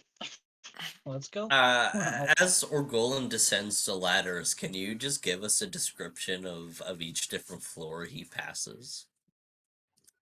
The initial landing area is basically just a general storage. It's where I quickly stow away anything that I've plundered from assorted adventures or just needed to quickly sweep up. For example, all of those construct parts from back inside of the raid facility, or And then just one the thing with all our like magical stuff we had on the ship, just an open crate with like all our crap in it. then the next level down is the and also I usually keep as well lavender in there. And then the next level down, we have the storefront proper, lining the walls with assorted goods that I've developed. It's got a small till area, a notebook for me to keep track of my sales of wares and such, but largely is rather Spartan at this point, aside from me having small piles of representative goods on the shelving. The next level down, you're met with a entire claustrophobic sense of chaos in crafting, as wall-to-wall books, goods, etchings, posters, theories, and all sorts of other craft related matters are handled, along with the presence of Zinnia, who is currently hard at work finishing up the enchantments for the wand in question that I had started the prior day. The next level down. You are going. The next level down, you discover a small bedroom chamber. It's got a rather comfortable looking bed that looks as though only one side is ever actually occupied. A few shelves of books, a mask mounted up on one of them, a couple of journals laying across a or a nightstand table. And each of these floors have an ever-burning torch mounted in order to allow for light.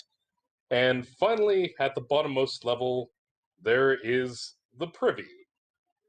Basically, a conclusion to the wall of stone construction that is my workshop, ultimately leading to a segregated area of bath and a small privy to handle any other additional needs. Uh, this The room office, is, as some might call it.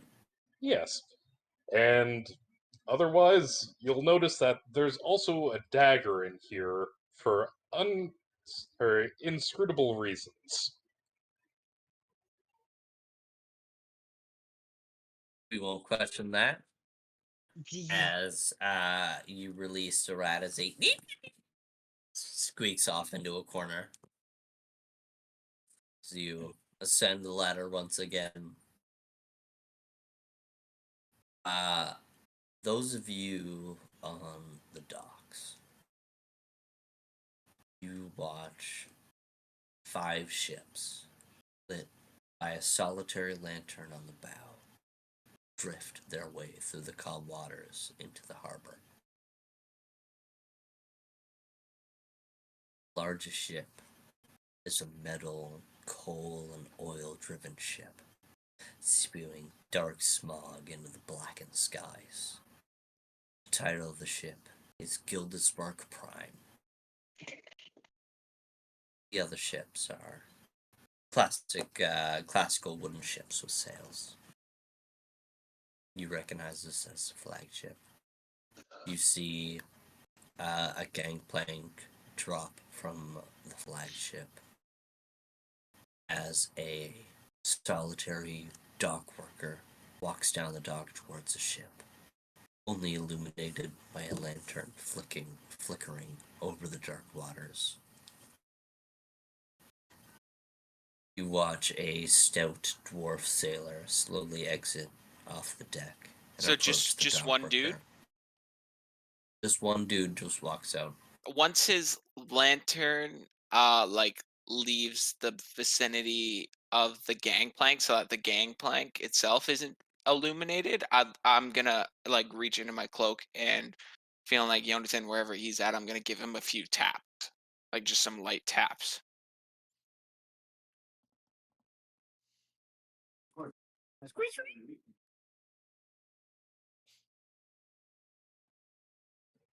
Not yet, friends. We will take care of some things shortly. Okay, well, so I'll hold him for a second. I assume you can still understand common while you're in that like wild shape, right?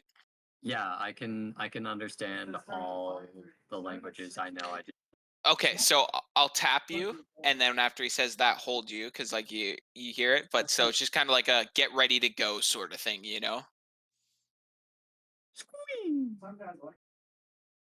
Anyways, please continue. I hate to interrupt your monologue. It just seemed like the important time to do that. Fair enough. A stout dwarf sailor slowly exits off the deck and approaches the dock worker as they exchange a few words in hushed voices.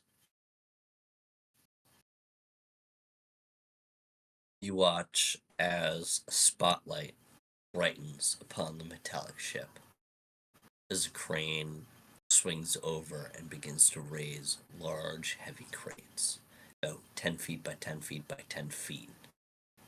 The crates are delicately raised and organized into what look like great sleds positioned near the northern gates.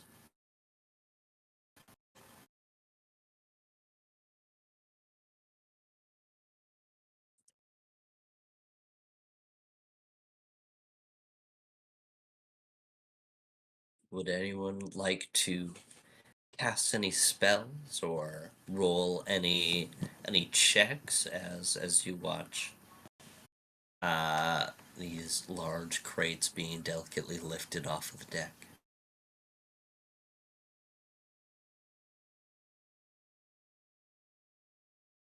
I'm perfectly fine with leave her with remaining surreptitious at this point and not trying to draw any undue attention. I know it's probably too late to mention this, but we probably should have had Jonathan cast Pass Without a Trace. Oh, it's not too late. After all, he's going to have to revert back into human form in order to collect the hole for all of us to be in. Oh, fuck.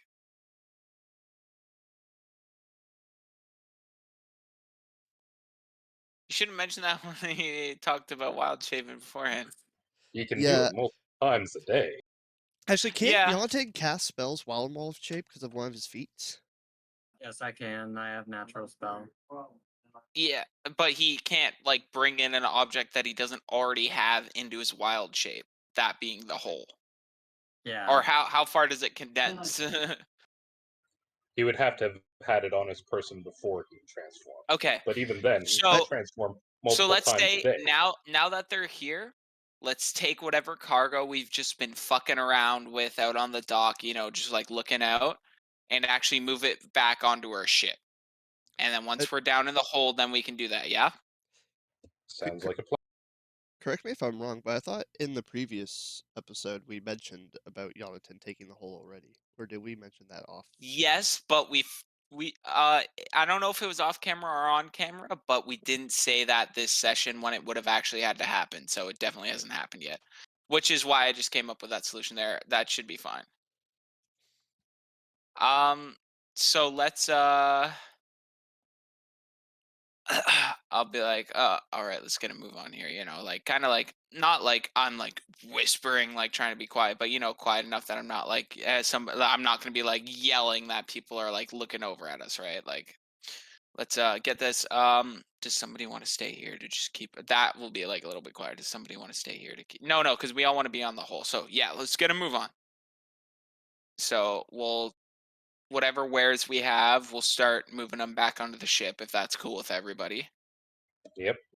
Yeah. Okay, so we'll bring all our stuff, bring it down to the cargo hold. Is that all right, or is anything we need to do here? Okay, I'd say so, now is You're a good fine.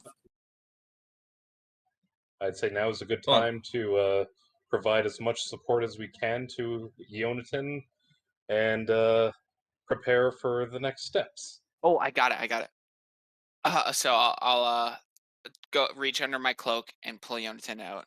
I'll put him down on the ground. I'll be like, all right, you've had time, because he just got at this level being able to go that small, or last level, but he hasn't had a chance to. So I'm just going to say, all right, you've had a chance to get accustomed to your small form. Come back and we'll get ready to go in the hole, and then you can wild shape with us in your with you ready to go. As Jonathan drops his wild shape and comes back to his regular form.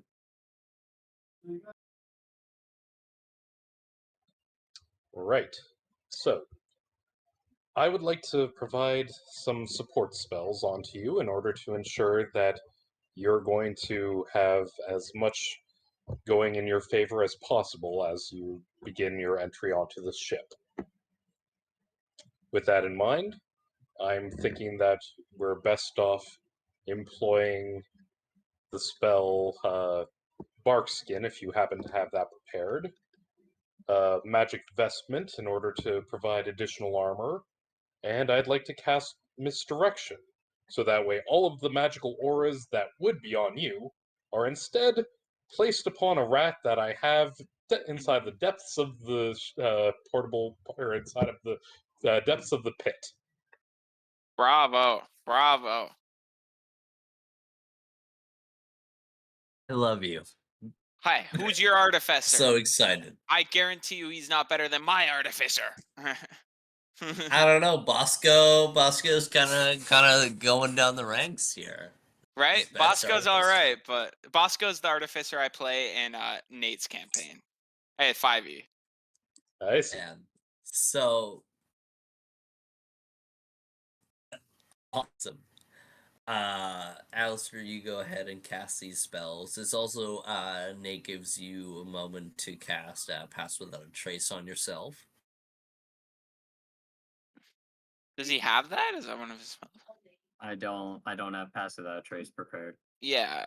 Uh, But do you have bark skin? Bark skin, sorry? Yeah, I have bark skin on me. You have that prepared? Yeah. Good, good. So cast that at least. cast that, and then Alistair will cast his spells. And then we'll get our other rat friend out as he will cast the Misdirect spell on that. Yeah, so basically, Alistair replace Sorry. bark skin with Pass Without Trace, and then we're fine. Can do. And then I'll just cast bark skin on myself. All right. So, list off all the bonuses that Yeah, Jonas so, is going to yeah, gain what during, exactly is during going all on these here? spells.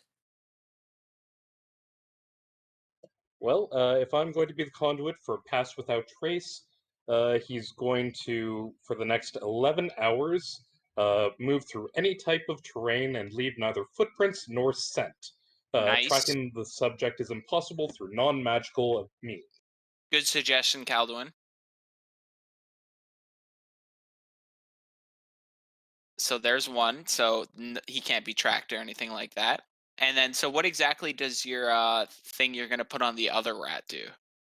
Well, to continue, Magic Sorry. Vestment is going to give him another enhancement bonus of plus 3 AC to himself.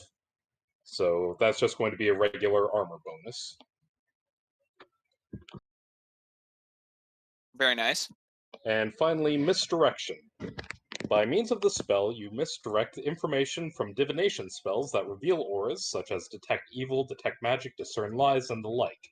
On casting the spell, you choose another object within range. For the duration of the spell, the subject of misdirection is detected as if it were the other object.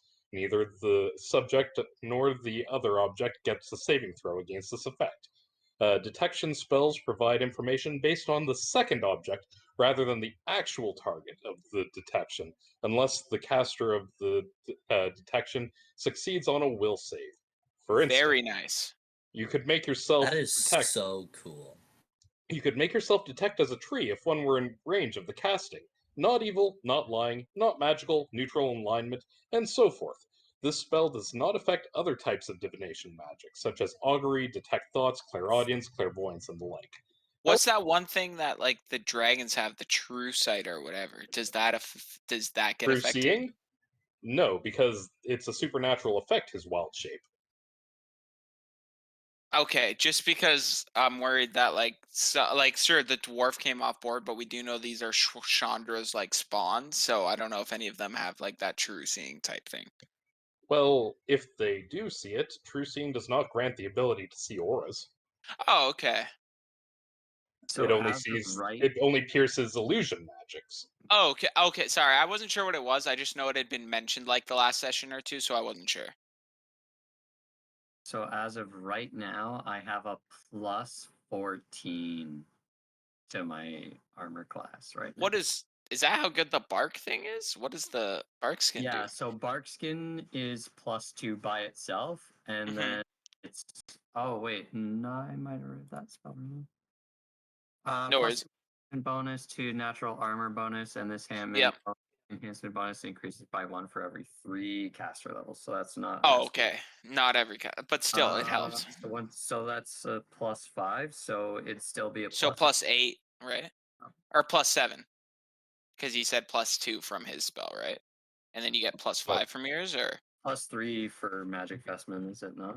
Yes, plus 3 for magic. oh, okay. So yeah, so +8 total, right?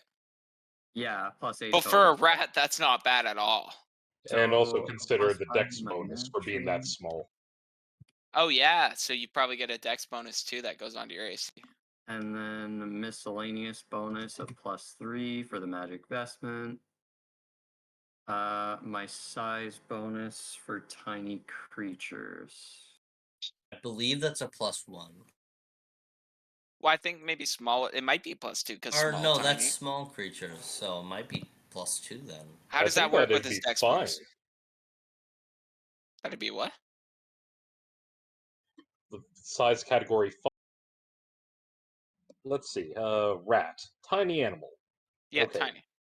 So let's Plus see. 2. Okay, yeah, +2. So +10 then? You also get a +8 to your hide. Nice.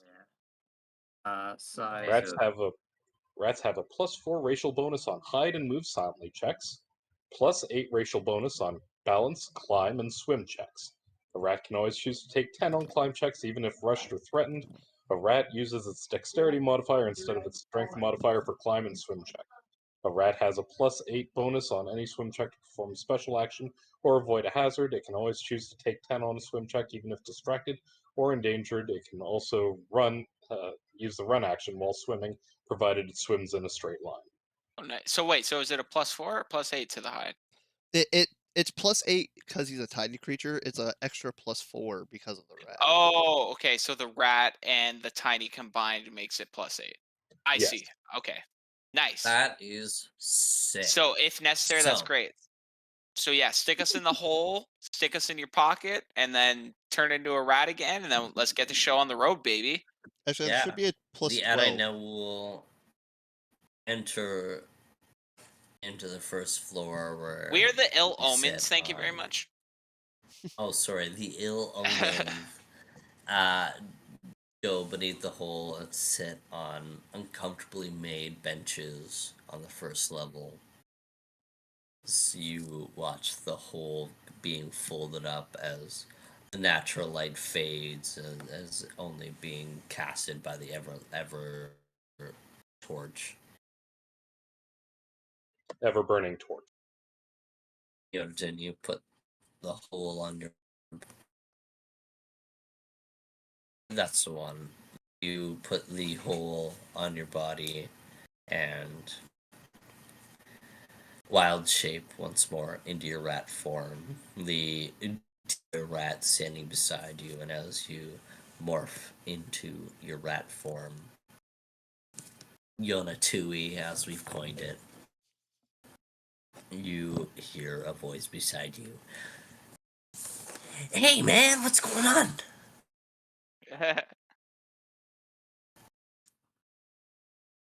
Hey man, it's going great.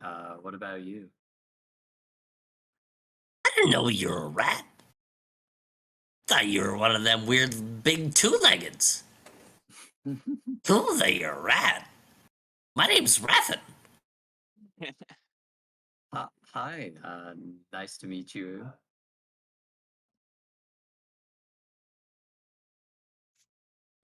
While all this is going on, I go down to the workshop level and fetch the wand that I had Zinnia start crafting the other day.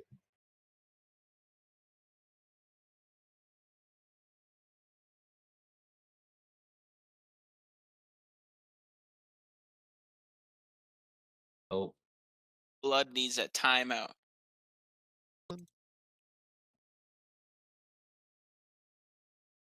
so Yonatui and Rathan bound off together towards the large metallic ship. They dodge between feet and make their way up onto the deck. Heard they got The cheese top here, deck brother. is made of reinforced steel. You see the great crate lay around awaiting to be offloaded. Do you want to cast any magical sensing spells? No, I I'm assume we can't do much from the hole, right? Nope, but I can give you your wand. Yes, please do that at least.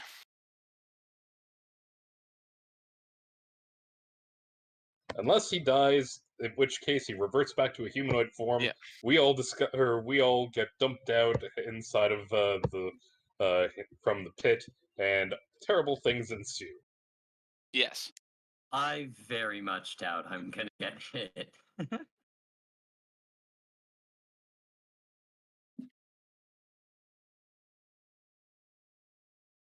So you're not okay. I'm not. I'd Yeah. rather draw as little Oh attention yeah, as yeah. possible. If he were to cast a spell, would it You- still go over to the other rat?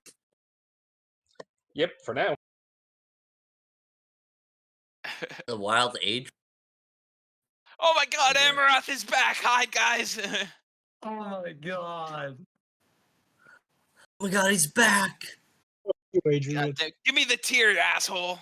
Tell Adrian I have the best idea this first term. He says he has the best ideas for your character. Oh my god, it's Nate. We're getting all the appearances, but y'all are distracting me. Yeah. This is a special guest episode.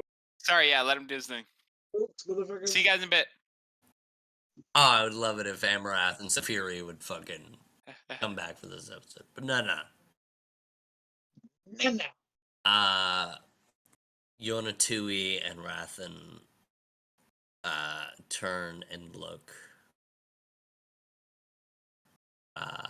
to your left. You see a group of crew members can be seen through candlelight windows, conversing and drinking in merriment. You see a large half-orc man sits in a chair, smoking a cigar and drinking from a grog. You see a floppy pirate's captain hat sits upon his brow. You get an odd feeling from him.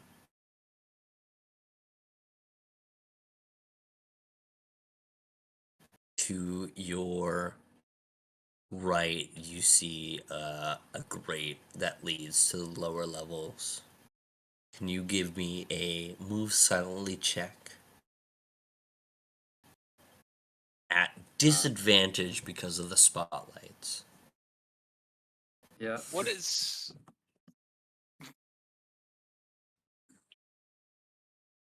So, sound... It doesn't... I thought Move Silently had to do with sound.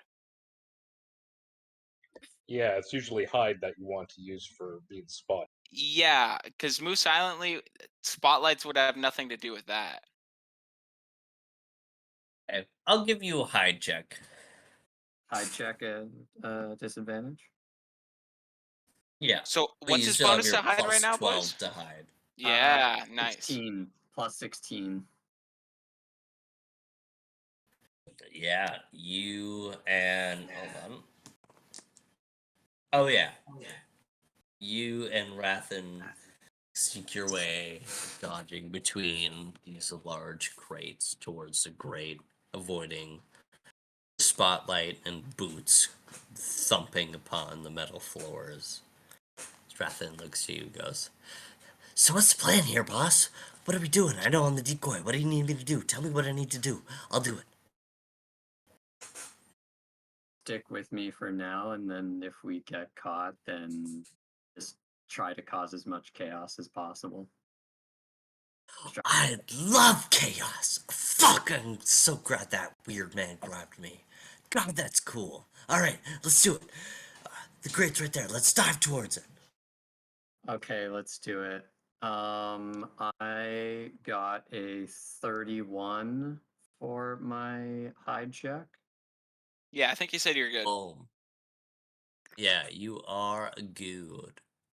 And Just to be do on the I safe need As to roll you... for Rathin or? No, you're fine. Okay. Rathan just rolled.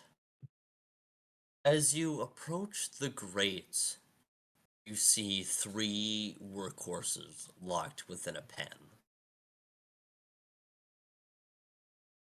You see one snorts and whinnies and eyes you with a suspicious glance.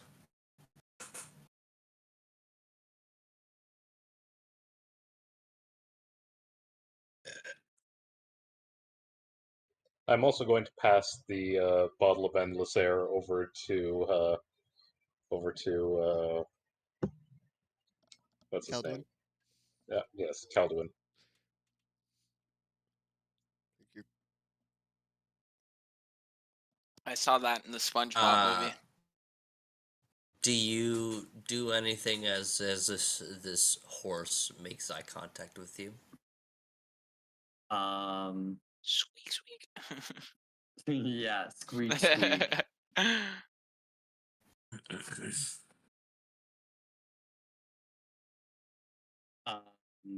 Yeah, I'm just gonna try to communicate that everything is normal. To Nothing the going. horse?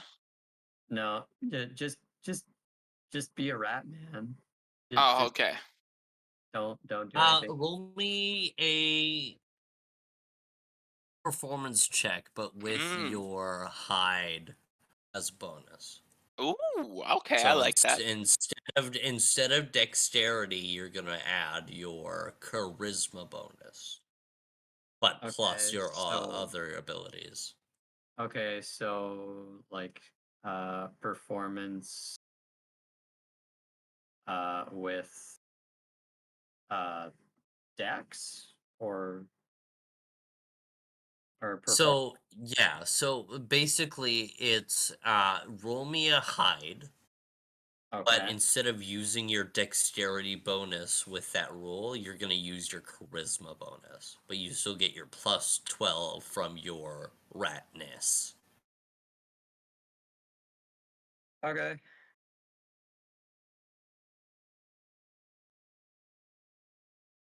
Uh and that's so hide with the hide bonus and charisma. Yes. Okay, so that is that's a 30. What'd you 30. roll on the die, just out of curious? 9. Oh, nice. Gotta love the bonus. Damn. Gotta love the bonus. Um, you act rat-like. You look back towards workhorses as it shakes its head, whinnies, and exhales. But as it exhales, you see smoke come from its nostrils as fire builds in its beady eyes. Oh, As fuck. you wriggle That ain't a your normal way horse, my through. boy. That ain't a normal horse. You wriggle your way through the cracks as you hop down the circular stairs. You see on the lower level, there are rows upon rows of these massive crates. The crates give you a funny feeling.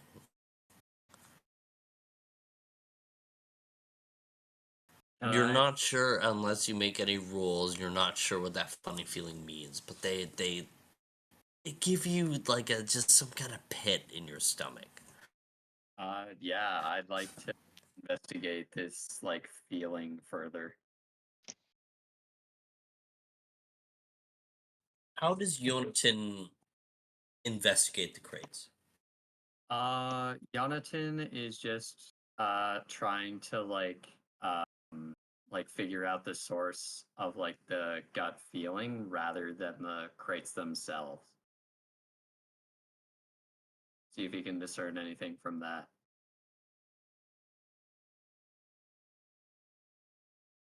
How do you detect magic in your list? I do have detect magic in my list as a cantrip. That would give you the best answers if you were to cast a detect magic. Yeah, I'll cast detect magic. Colors and auras begin to glow around you.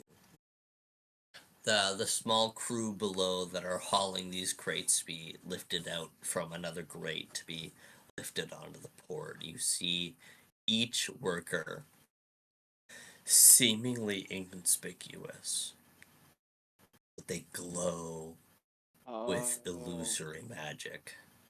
I see. You look upon the crates. The crates seem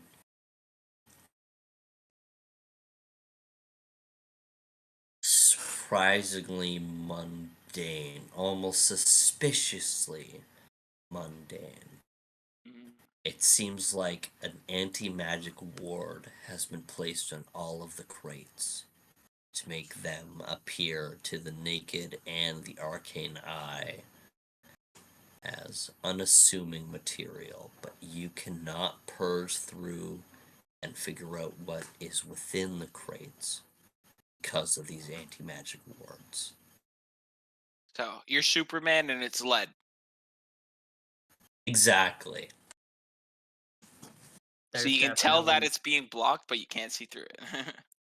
Yeah, I can tell that something's suspicious is happening, but I can't see what the suspicious is. Yes. You see, as you look forward, you see a door opposite the large bowels of the ship. You see a closed door with, upon looking with your arcane eye, you see a large lock that glows with immense arcane power. Oh fuck. As if ever there was a target for you to go to, it seems like the door is your best bet. I would like you to roll me another hide at disadvantage. Okay.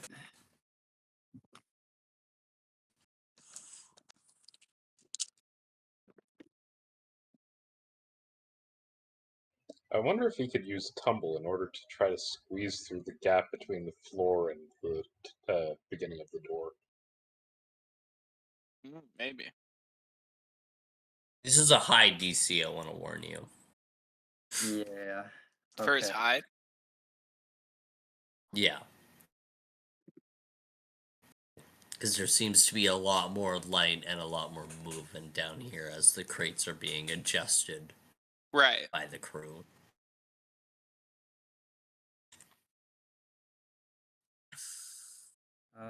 That is a 36. Oh, that was a DC 29. Let's go. Oh baby. What let's was the roll go. on the die? Just out of curiosity. Like I know you have a high 16 bonus. and 15. Oh, it's disadvantage. Was it disadvantage? Yeah. Oh, sorry, I missed that. Nice. Yeah, my raw rolls on the dice was a 19 plus 10. Yeah. Oh, I okay. rolled 3 different checks, all with a plus 10, and I rolled 2 19s and a 15.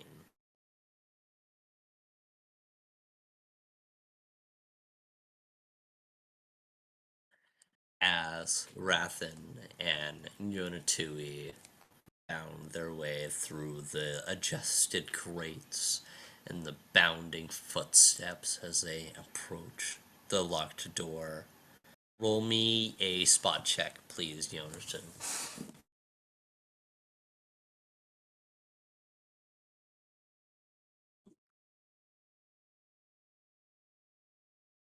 So is this spot check mundane, or is this like kind of like taking into the fact that he has his detect magic would This probably is still be going? mundane.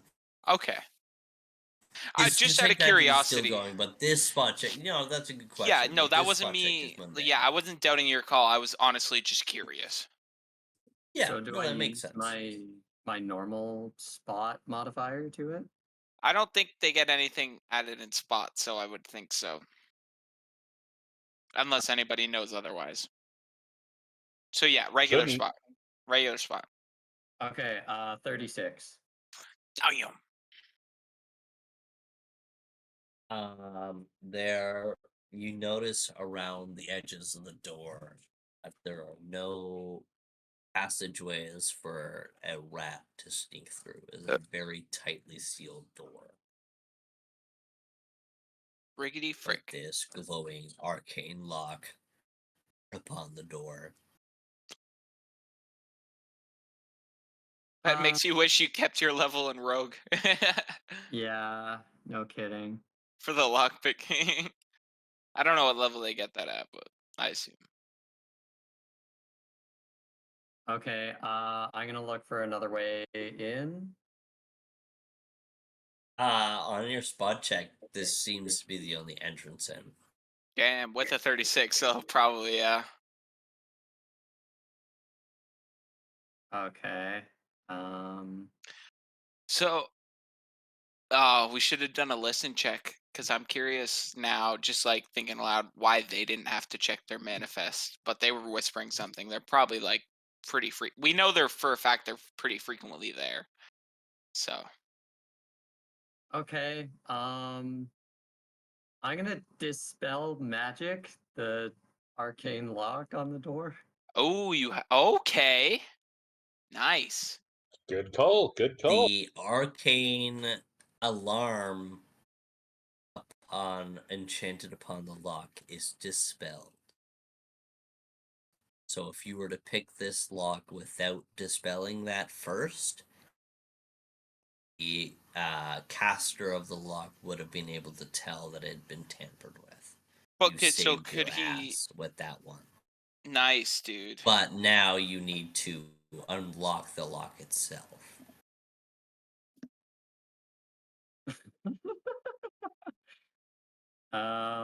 Okay. I'm Sorry, what was that last part? You don't I have was like a reading the knock. spell. You don't have like a knock spell, do you? sorcerers and wizards only have knock. Sorry, what was that Okay. last part? Like he let go, they weren't notified, but what was that thing he said that he might need a spell for it at the end there? The He door is doesn't still need locked. the door is still locked by the Okay, actual it's just mundane not gonna lock get like itself. The okay. arcane alarm that was casted Right. upon it has been dispelled. Okay, okay.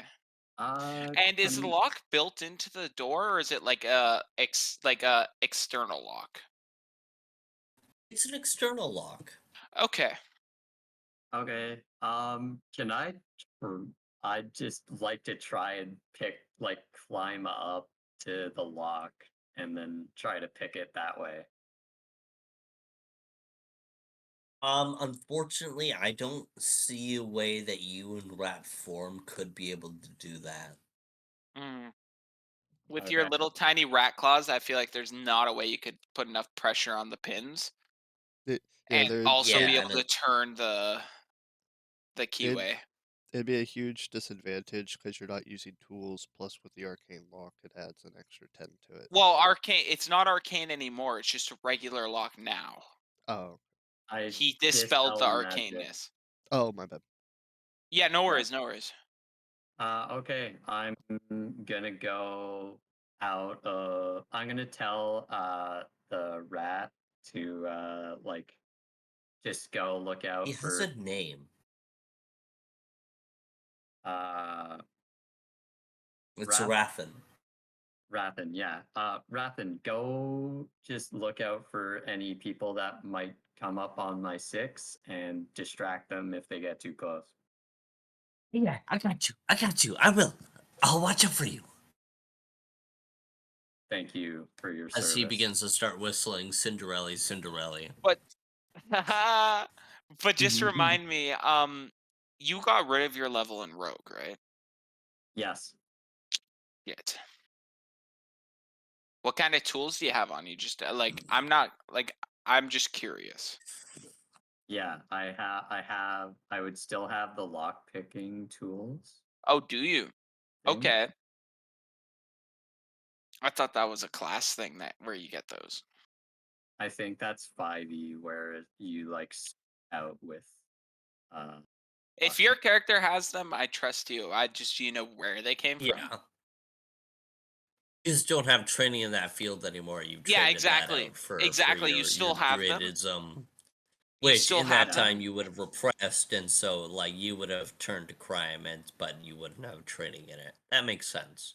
So you you would still have the your tools, you just thieves don't have like tools. the advantage. Yeah, I don't have any But bonuses. this like isn't going to be very like necessary, but if you're going to turn like I don't think this is too gaming. Can I say something here? Like it's just like a little like Yeah, go for it. if you're going to like have him watch out and try to pick the lock, you need him to communicate with you, so make sure you cast speak with animals, unless that's just something you can do. I'm not too sure on what druids can do. I don't have speak with animals prepared, so that's But the last set of instructions that so I'm going to just make sure you listen for a squeak or whatever then. Mm-hmm.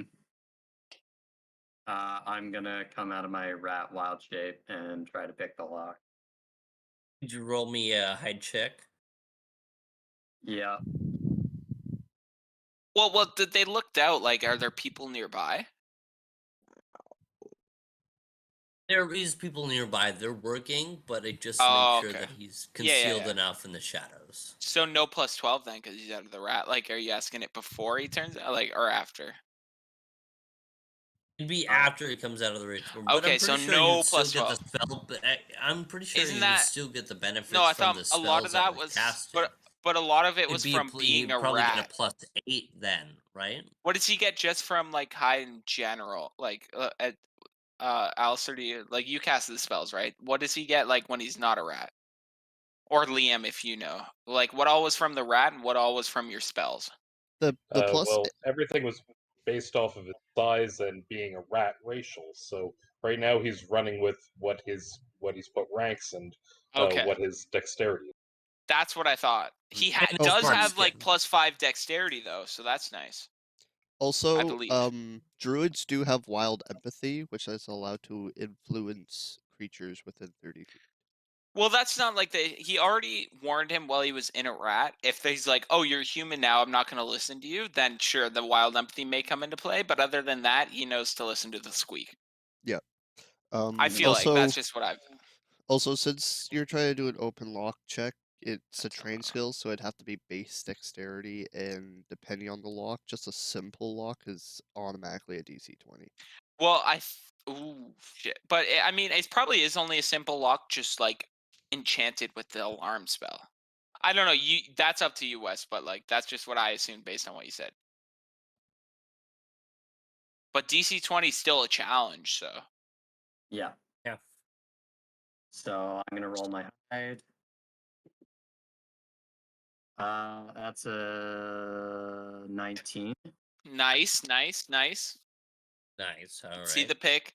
Like, yeah. Okay, open lock. I gotta get a fucking. Let's see. So I got dexterity. Yeah, at least you get a +5 in dexterity, I believe, right? Because you have the 20 or whatever. Yeah. Yeah. So Okay, so I gotta roll that's hopeful. 15 or higher. Well, you don't even know if that's what he is. That's just what Liam said if it was a simple lock. We don't know how complicated it is. You'll see. Like, you don't know the DC. We'll know Yeah. once you roll if you get it or not. Yeah. Got to build that suspense as a DM, you know? 22, baby. Let's fucking go. So, will that do it?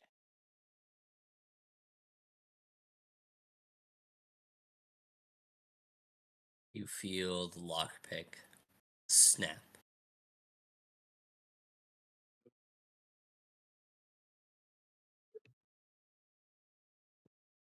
So, like, not open, just snap? It just snaps as the lockpick tool is jammed within the lock. Well, I don't know about, like, how many thieves' tools do you Well, he'd get? have to. Like, He'd have to like he has more thieves tools, but he'd have to now fish the part of the lockpick. Well, the out of part that can out of the snap lock off itself. only goes in like it's a like a tool that like comes out and you know what I mean? Like it's the tensioner that would snap if anything snaps. So it unless it snaps right at like the very very top, which never happens because of like leverage, it would be not that hard to Okay. get out. It's not that hard to get out. Give me another lockpick check. Okay. I'm sorry if I like over my. I'm just going like off what I know from like lock picking. You've been watching too much Lockpicking Lawyer. I do love lock picking lawyer, but me and Adrian also just like, oh fuck, what do we got here? Fuck yeah, not 20, motherfucker. God damn. Enough of But what bench. does So the total make? probably does the plus wait on a check like this? Do you get the plus 10 or whatever if you get an ad 20? I'm Yeah. not gonna lie with you. With your +5 bonus, Oh, the does only 25 alone do it? number you could have met was a nat 20. This is a DC 25 lock. Yes, baby. Let's So it's an average lock. You lucky bastard. So it's just average lock with the enchantment. Very nice. That makes sense. I figured it wouldn't be the super beginner lock. That makes sense to me. Oh, although I do have to say, it does say you cannot pick locks on train, so this would be more he's trying to force the door open in a way. Well, we're gonna say like character background. He was being kind of a thief back in the day, like before he got like his druid shit back. That's I true. feel like that's just kind of, and he has the tools. You know what I mean? Yeah. I feel like he's just like he's using it like even though he doesn't have the like. Oh, sorry, that's your call, Wes. I don't mean to like, but that's just how No, I go see for it. it. Like he was that thief, and that was especially when he was like lost a lot of his memory and he was out of like tune with his druid. And sure, he got his druid backs, so we got rid of that level of rogue, but he did still have some experience from back then. So as though Yeah. he doesn't have it as a selected skill anymore, I feel like as a DM I see why he'd make the call that he could still try and pick it and like Yeah. get a good job. And the way you made it that he needed a nat 20 to do it because of his no bonuses, that seems okay to me. The golden lock clicks open as you push the tight door open. See Rathan, his beady eyes darting out between the workers as you unchallenged open the door and slowly almost close it behind you.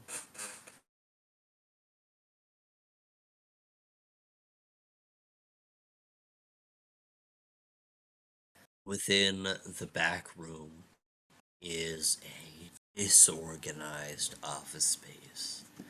You see bookcases of files with crumpled parchment stuck out and strewn and shoved into shelves. A desk sits within the center of a room. You see a few maps and books lay over a large book flipped open halfway through.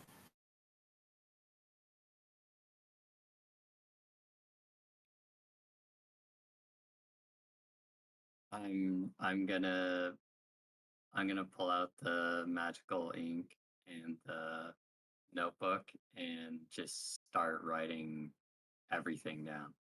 Everything relevant down. You don't have enough for the entire office space with all the books. You have to find the manifest.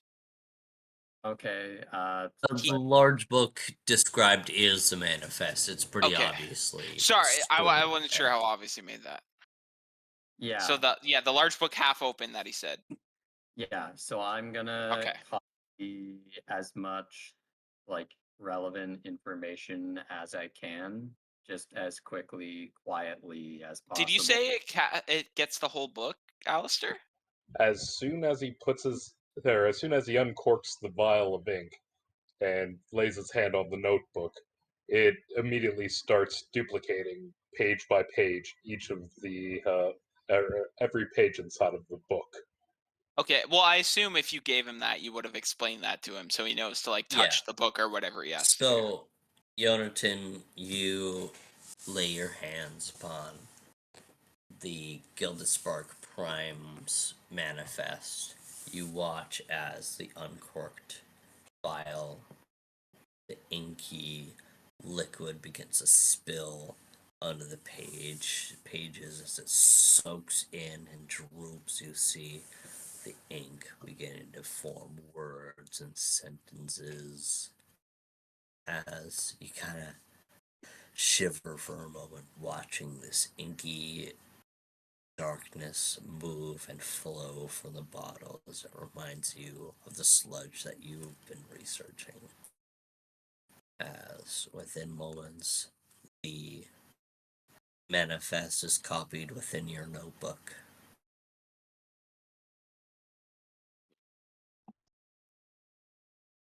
Okay, I'm going to put the notebook in the hole, We're good? as well as the ink pot, and whisper, "We're good." Get the hell out. Yeah. As soon as you open it after you said it, we're gonna be like, go, go, go. I am going to wild shape for the third time back into my rat form, and then I'm gonna get the fuck out. Rathan, let's go.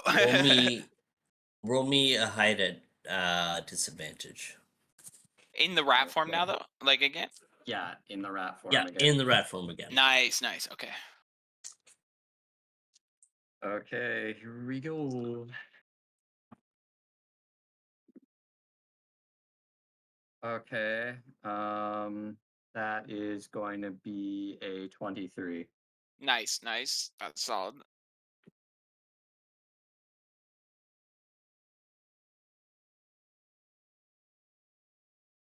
As you and Rathan dive above the top deck, Oh shit. as you're bounding along, you feel the pressure of a large boot stomp onto your tail. Damn, he didn't even get a As saving you throw or something.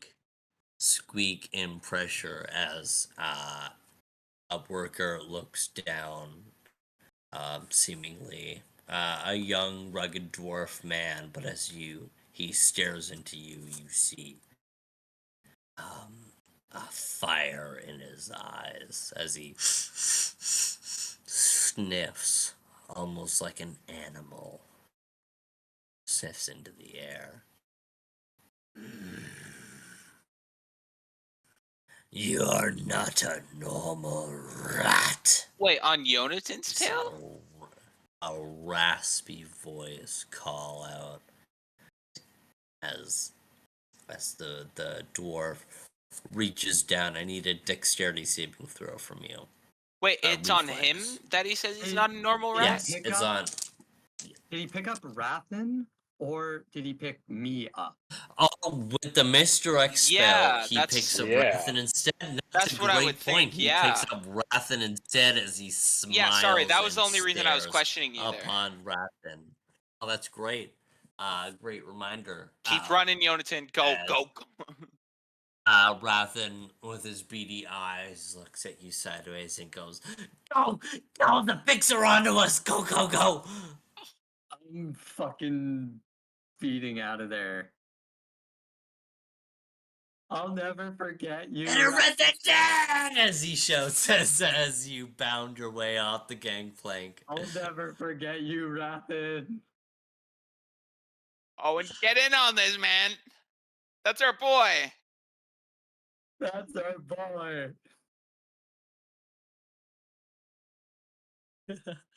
As Yonatan skitters off of the Gilded Spark Prime with the copied manifest, a fallen brother left behind. We're gonna catch up with the Adai next week on what they've found and the repercussions of their actions. Rip Rathan. Rip We'll Rathan. miss you. Rip Rathan. Owen, salute our fallen brother. I know you're doing it too, Liam. Don't worry.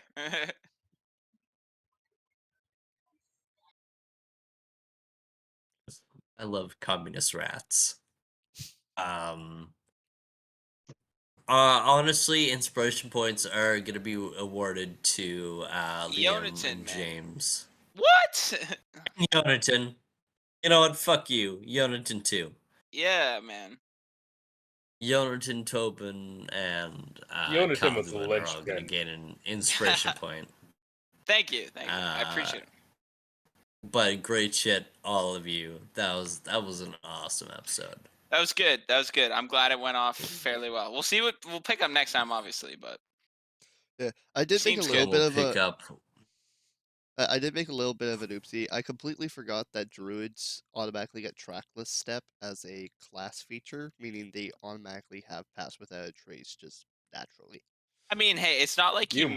monster. It's not like he missed that spell slot anyway, so it's not the end of the world.